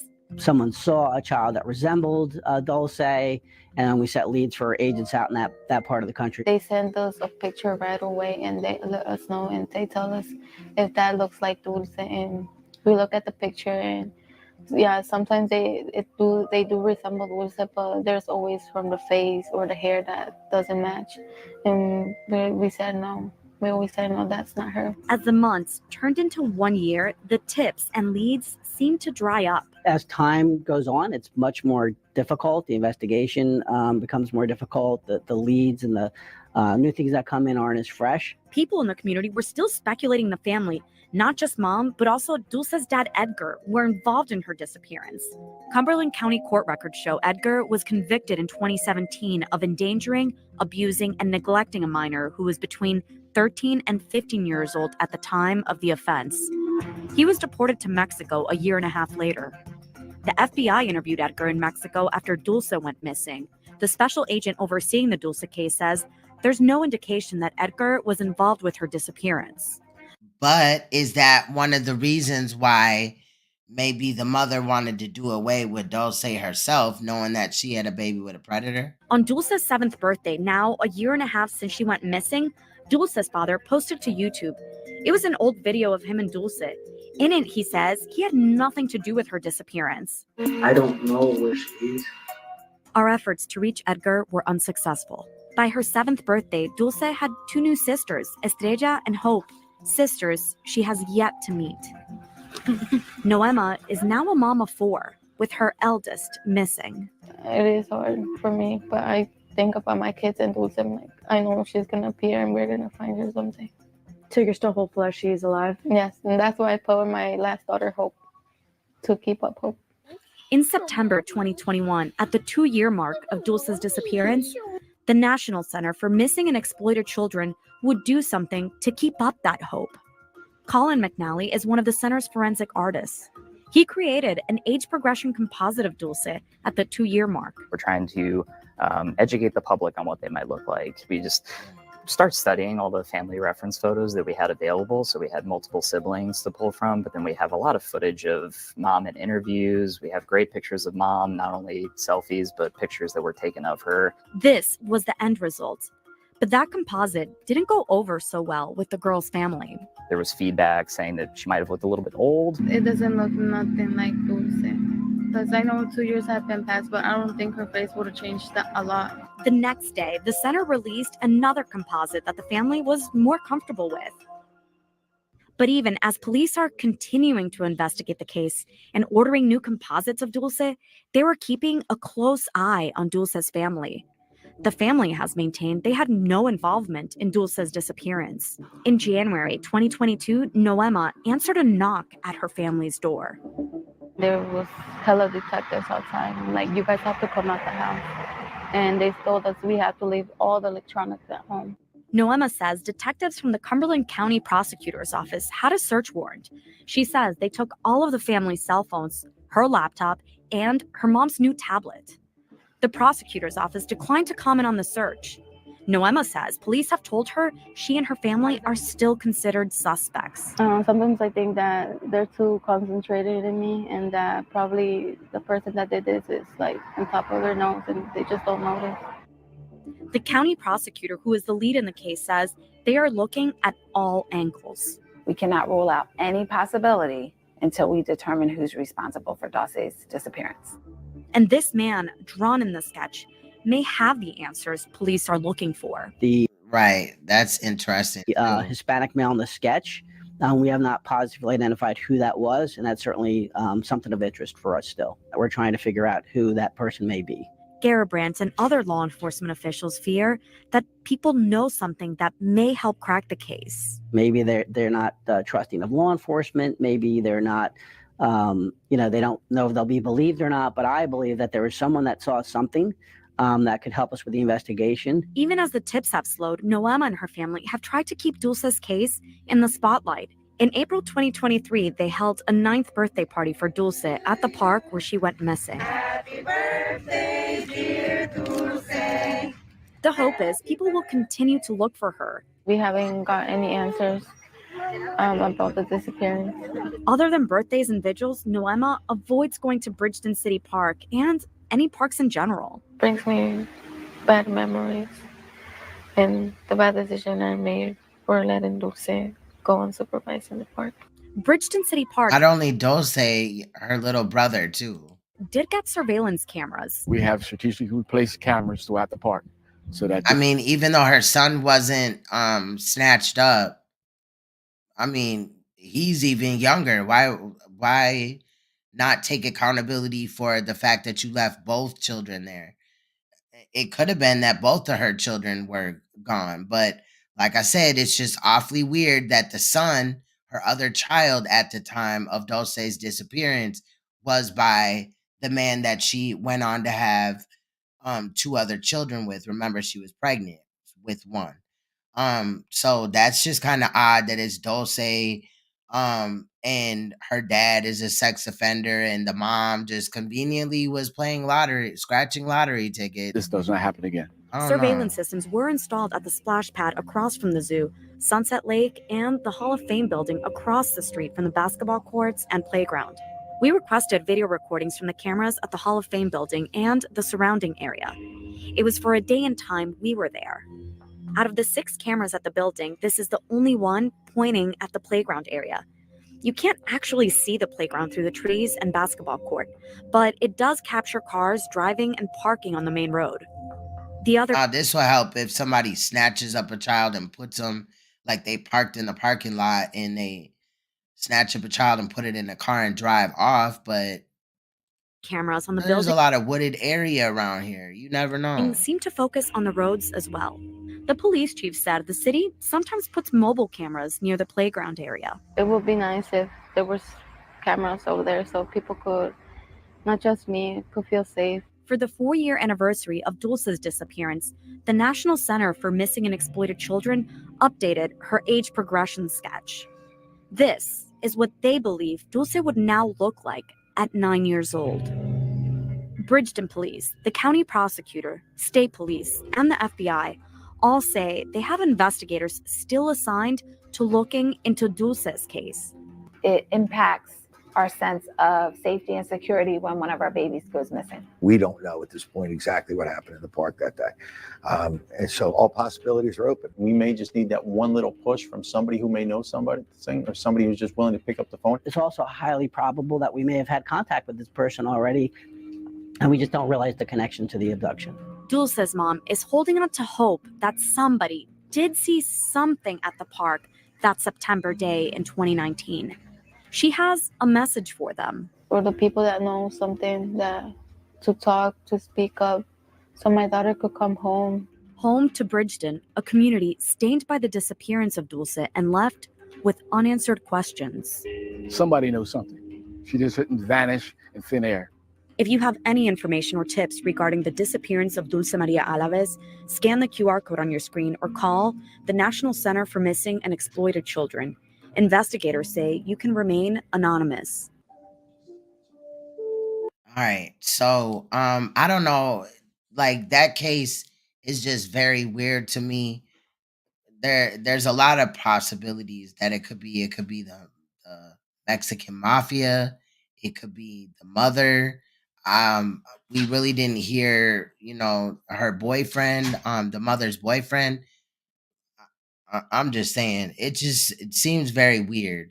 But I am keeping my eye on that case. That video came out like a month and a half ago, but y'all know I was gone.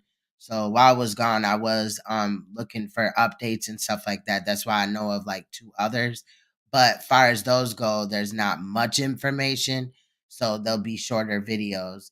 But those two cases, remember that both of them girls were 5 years old when they were unalived, remind me of Cairo Jordan's case, which he was 5 years old at the time when his body was shoved inside of a suitcase and he was found in Indiana woods last year. There is an update on the case. The mother's co-defendant was sentenced, just to give you a heads up. However, Cairo's mother has still not been found. And since the day that, Cairo was identified, I felt like it was just weird, that the mother had not been found in like weeks and months. And now it's been, over a year.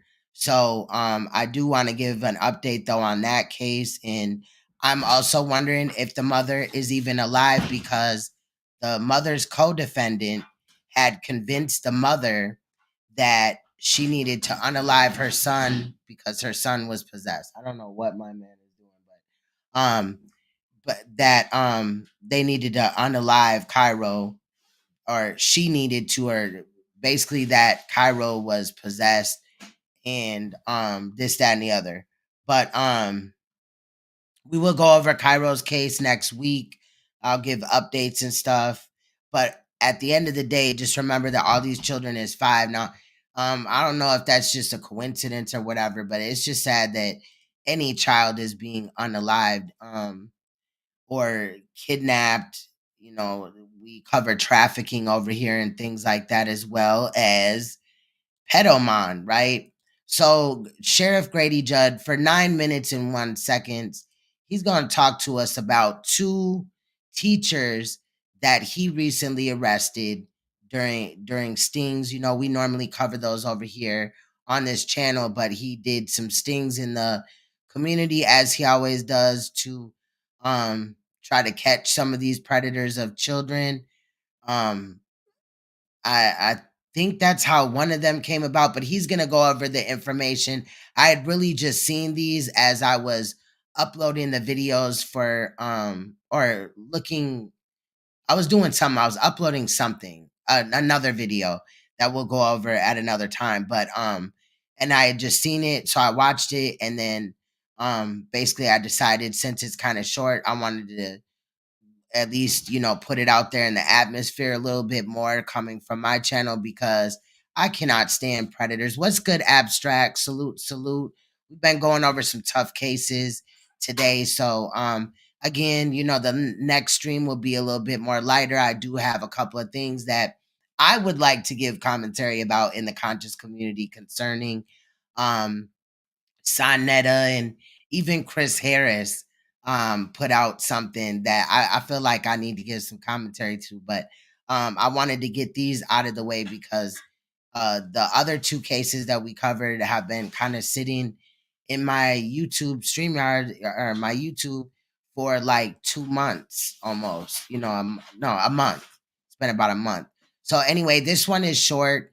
And he's just going to talk about 2 teachers that he had ran across within 1 week that happened to be predators. So let's take a look, and then we'll wrap up the show.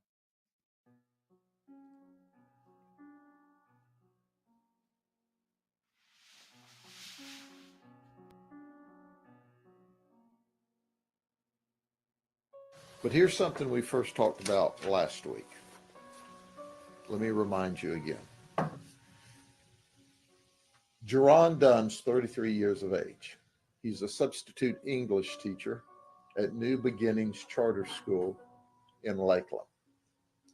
We did an investigation and determined that he had engaged in appropriate misbehavior with 2 female victims, 17 and 18. One of them told the guidance counselor, who reported it to us, and he was arrested. He was charged appropriately, and because he sent video clips showing that he was masturbating in the presence of these children. Sent these video clips. He's 33 to these 17 and 18-year-olds who were students. So he was appropriately arrested. We sent out a press release and said, hey, look, we need help. We know this is probably not the only 2 victims. Well, you don't have to call us a prophet, but we got 2 more people that came forward, and he was rearrested for having sex with a 20-year-old who was his student. That's against the law. He was also arrested when an 18-year-old came forward.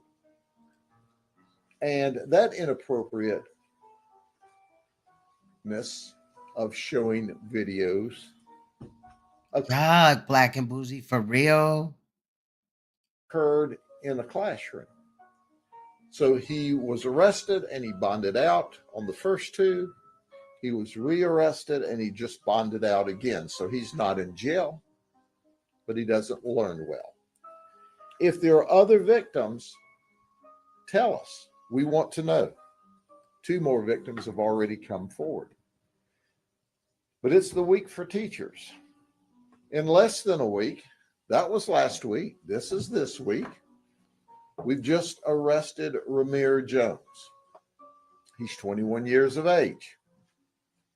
And he is a teacher at a private academy called Preparing the Way Academy. It's a private school.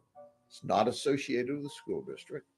Imagine sending your children to a private school and they get molested. Like, private schools cost a lot of money, right? But yeah, both of these men are demons. Like, I think I missed a week or whatever that Sheriff Grady JUDD came out and exposed some shit. I'm not here just for the teachers, but it's the audacity for me. Like, just the fact that these motherfuckers would position themselves to be around children knowing that they're gonna victimize them. It's sick. He teaches grades 5 through 8.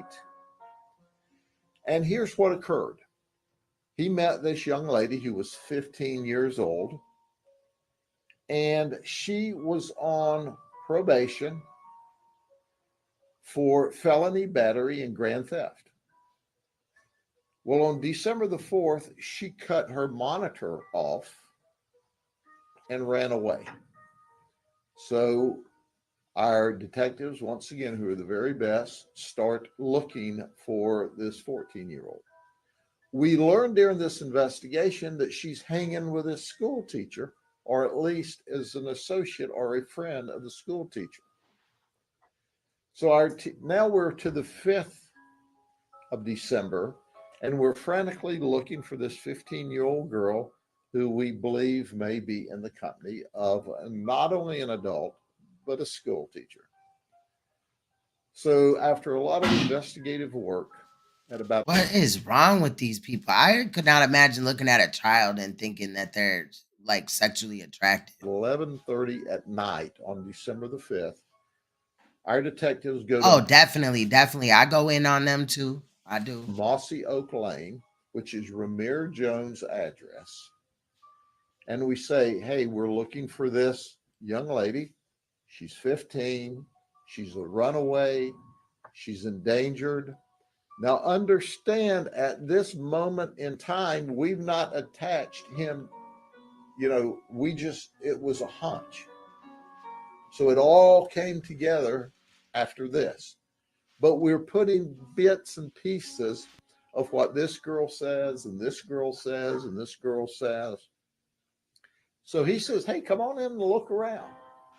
The detectives search the house. Hey. He's not there. She's not there. She's not in the house. So they leave.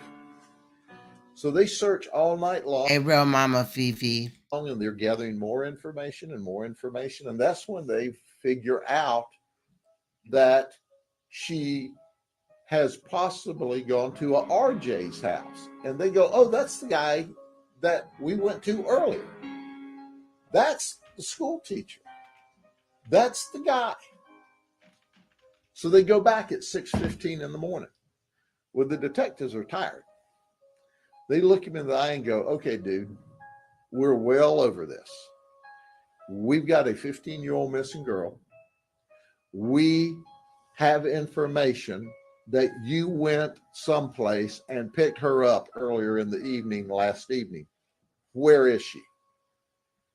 He let us in the house again, and we found her in his bed. Did you hear what I said? I didn't stutter. In his bed. At this point in the investigation, there's no credible evidence that they engaged in sex. But as the investigation went on, we found out why we were searching in the house earlier as just a fluke, just running through the numbers of possible people that knew her, that he was hiding her in his car. And he told her, turn off your cell phone so they can't find you. So we have charged him with a litany of charges. And we have text that he was grooming her for sex, even though there's no evidence there was sex at this time. We charged him with interfering with child custody, false information to law enforcement during the investigation, tampering, traveling to meet a minor, trespassing, everything we could think of. We also arrested the 15-year-old for violation of probation and cutting her monitor off, which is a criminal violation. Ramir Jones, a teacher, not the 15-year-old's teacher, but a teacher, is currently in the county jail, and he was just given this afternoon a $51,000 bond. Ladies and gentlemen, listen to me clearly. These folks are put in a position of authority over students, over children, over kids. They are to be show the appropriate leadership for these children. Both of these fail the community, fail their schools, fail the parents whose children they were entrusted to, and they're going to be held accountable. But here's a message I want to send out to everyone. The overwhelming majority of the school teachers across this county, this state, and this nation are absolutely awesome, totally awesome people doing a great job. These few like this will always be held accountable. Not only will they be criminally investigated and taken to court, but we will always do a press release and put them on blast. You cannot inappropriately hide children or have sex with children anyway. But when you're in a position of authority over them, it makes it much, much worse. That's the two events for the day that are significant. So yeah, that's crazy. I just don't understand. I guess though, obviously, right, a predator would wanna link up with children and would align themselves to link up with children. But the fact that these people just, I don't know, I feel like they should be charged more severely, like get an extra charge, like if they're teachers, you know what I mean, nurses, doctors, you know what I mean, police, other type of things, but definitely a teacher, because that's just abusing like your privilege, your teacherness. What the hell? It just is crazy as hell. I just don't understand.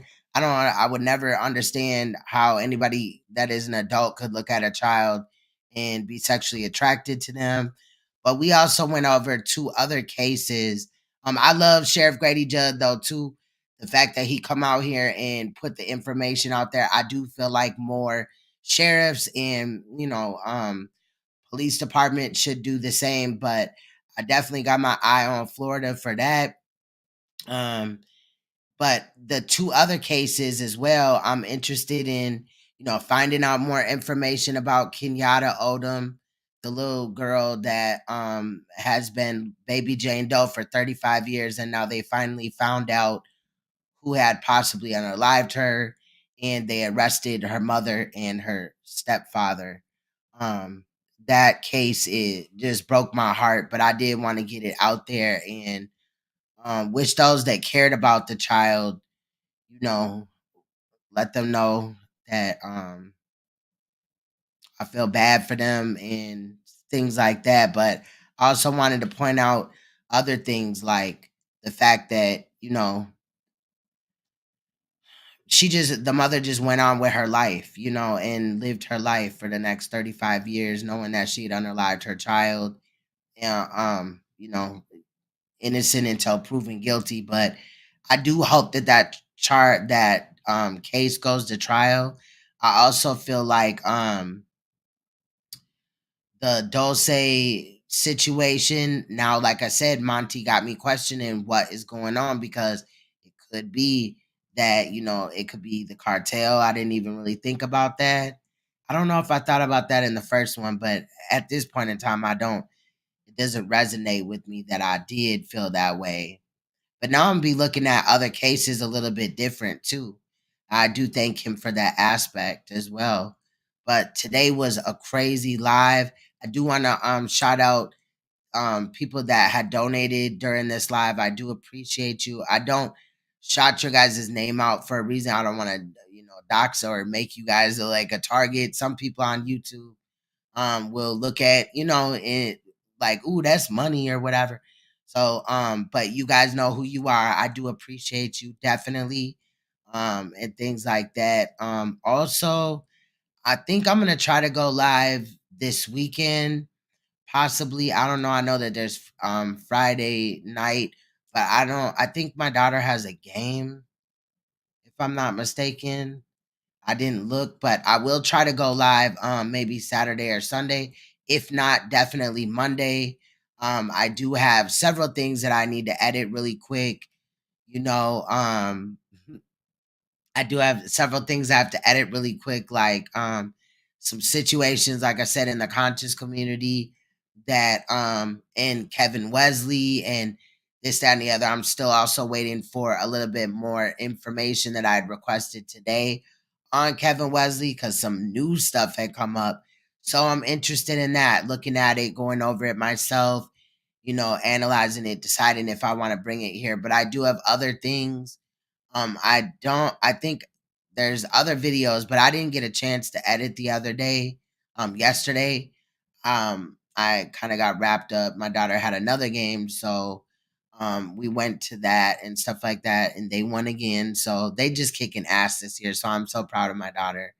But I think now in this holiday season, I don't know, it bothers me all year round that people could just literally harm a child. But during these holidays and stuff like that, like my daughter, she watched the Dulce. She's aware of the Dulce situation, and she watched the Kenyatta Odom situation. My king had brought that to my attention. I didn't even know about it. And then he sent me the link, and I just started looking into it after that. I do apologize that it took me a couple weeks to get that story out. I did want to give commentary, and I kind of did, but I feel like at the time it would have been, I had a lot more questions. But like I said, in the Kenyatta Odom situation, her mother and her stepdad were arrested. So maybe we'll find out more about the case, because it will go to trial, or more information will just come out. And I do hope for the return of Dulce like harmed, to come back. But realistically, I don't know. I just, let's just say, I hope that somebody comes forward with some information. Remember, Kenyatta's case kind of got moving again after 35 years. I mean, they were already working on the case, but um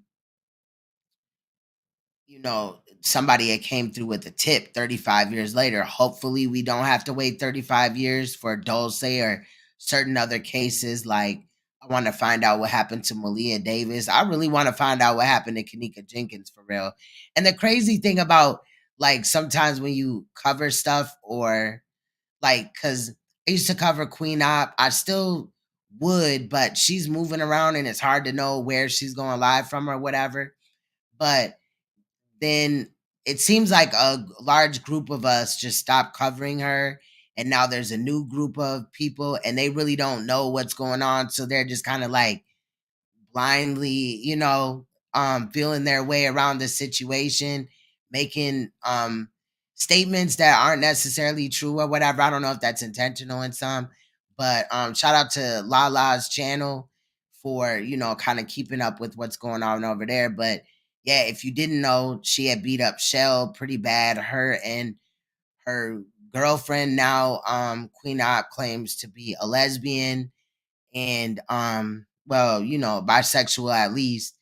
And they beat up Shell pretty bad, her and Danny, her girlfriend. And so now they got this whole case kind of going on, and people are bringing up old videos and going live with them now and stating that they're new. I just side-eyed that or whatever, but a lot of these people weren't there with the buildup of everything that finally got them to pay attention, which was when Shell was beat up and the police came and stuff like that. I didn't document that on my page. It was hard for me to see Shell face just swollen like that. I side-eye Shell, but I don't think she deserved abuse like that. But if I do find something on her, I'm random with it, so I might come with whatever. But it is what it is. But yeah, the Kanika Jenkins, there's a lot of people also in that type of situation, that repicked the case up, that weren't there originally, and they're kind of adding lunch on the shit. That kind of just makes me not even interested. I'm always gonna be interested because I'm always gonna want to know, but interested in covering the case anymore because there's so much shit to untangle. Um Yeah, she definitely has. I used to talk about I still kind of, I don't know. Well, with the Brother Polite situation during the 2 years that took, I was also talking about people on Big O and Miko and other apps and stuff like that. And yeah, Queen Op was one that I covered. I covered Detroit Thought, who he has not really been in active. And if you guys know that he was diagnosed with HIV, AIDS, we found that his T cells had gotten low while he was on live. When he went to the hospital or whatever, he was doing all type of stuff. That's still shenanigans type of lives. I try to insert those though, because if we come here and we talk about missing children every stream, it just kind of felt like this stream was sad, just like the last stream. One of the family members was kind of feeling away after a while. I don't know if it was based off of my live, but unfortunately that kind of happens. But then I feel torn because when I don't pay attention to these stories, more and more come out, or they just show up in my recommends, or it's just saturated with it, so I can't avoid it. I don't know. So, but I do those type of things or talk about the conscious community also, because obviously I'm pulling up for a reason, but those are more light-hearted live streams, and I think we all kind of need a break. Oh, before we get out of here, because I don't want to just leave on a sad note. It's really short too. It's like a minute and 20 seconds. Hold on.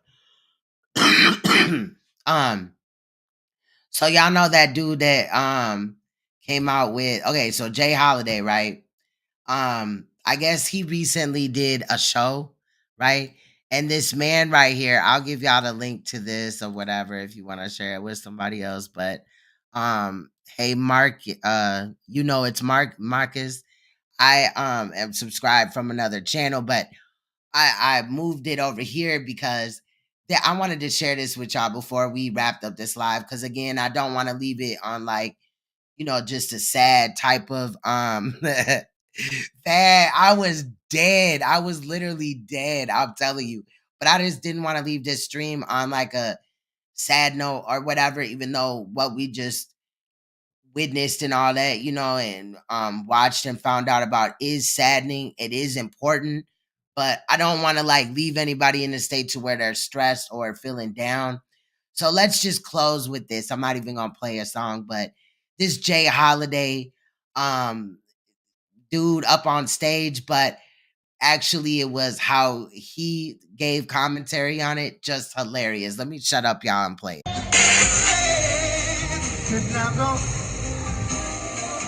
Was that you? I'ma put you to bed. And why you built like that? I'ma put you to bed. What you going through? Man, who the hell is this? Cause I know damn well this ain't no damn Jay Holiday. This nigga must be Jay Thanksgiving. Cause that nigga's built like a turkey. Talking about some putting somebody to bed. Boy, ain't nobody going to sleep around you. Your ass look like a bed bug. And why you sound like that? That turtleneck must be squeezing your vocal cords, nigga. This nigga sound like he got a crap in his throat. And I don't think I ever said this to anybody, but you need your colon cleansed, my nigga. And make sure you go to the bathroom before you put her to bed, too. Because I can tell by the way you walking and holding your stomach on that stage, you definitely got a shit. I wonder, is there such thing as being too old to sing your own song? Because, nigga, you don't fit the description to sing this song no more. Hell, you gonna fuck around and go to sleep your damn self trying to put somebody to bed. The only reason why you might still fit this description is because your ass is built like a pill. And that'll put her to bed. And old girl must have been away for a long time because you sure suffocate. I suffocate when you're away from me. Nahum throwing grounds. Sit your country ass down, man. Yo, why was he holding your holding stomach. his stomach like that though? Like for real. Bro, all right here, he did look like a bed bug. Just like what is going on? I thought I would share that with y'all because this took me out. And it literally came right after, I think the Sheriff Grady Judd video or whatever, because that had me pissed off to just the idea of these teachers just thinking that it's okay. Like the women that do it and stuff like that. I'm gonna look into, I did screenshot or wrote down a lot of like, what you guys said today, like far as other cases possibly or whatever. I know like there's one I'm gonna look up just off the top of my head in Baltimore. I think El Monte had suggested that, so I'm just gonna randomly just Google and YouTube search away or whatever for that. But I did want to leave y'all with just something funny or whatever. So I'm glad that you guys came today, and I appreciate you guys. Again, shout out to those that did hit the donation. It's not a requirement or anything like that, but I do appreciate the donations. They go to keeping the paying for programs and stuff like that, even for editing and stuff like that. But I do appreciate you. And then I don't say, like I said, I might be back this weekend, if not Monday. And I think that's it, y'all. I hope y'all are doing great. I hope y'all are doing good. It was good to see some of y'all that I rarely see, like Real Mama Fifi comes in every now and again. I know that this world is busy right now. There's a lot going on. This inflation. Oh my God. Like the other day I sent my king to the store to grab like 4 things, and I swear it was like $100, and I was like, you gotta be kidding me. So I went to the store today, like price check, you know what I'm saying? No, I'm just playing. But it's ridiculous, like just random stupid shit, or there's not things in the store. I did watch a video though before I get out of here where they were claiming that, okay, with the shelves being empty, right? There actually is product that is in in the back, obviously, or sometimes they use like those crates and they just don't put it out on the floor until Monday or something. I want to look more into that or whatever. I was looking up all type of stuff, child, while I was sick, and trying to raise my iron and stuff. I was relaxing because it didn't really take no effort or whatever, but I don't know. I just cannot stop researching shit. So I appreciate you guys and some of the other things that you guys requested or whatever, things like that. I do appreciate you guys for pointing out things. Shout out to Victor. Shout out to Real Mama Fifi, Abstract. Salute. Everybody that is in attendance. Zero Lightness. Got him. Where I'm trying to go up. Okay. Sick'em. Okay, dogs. Shout out to Sick'em Dogs as well. I appreciate you.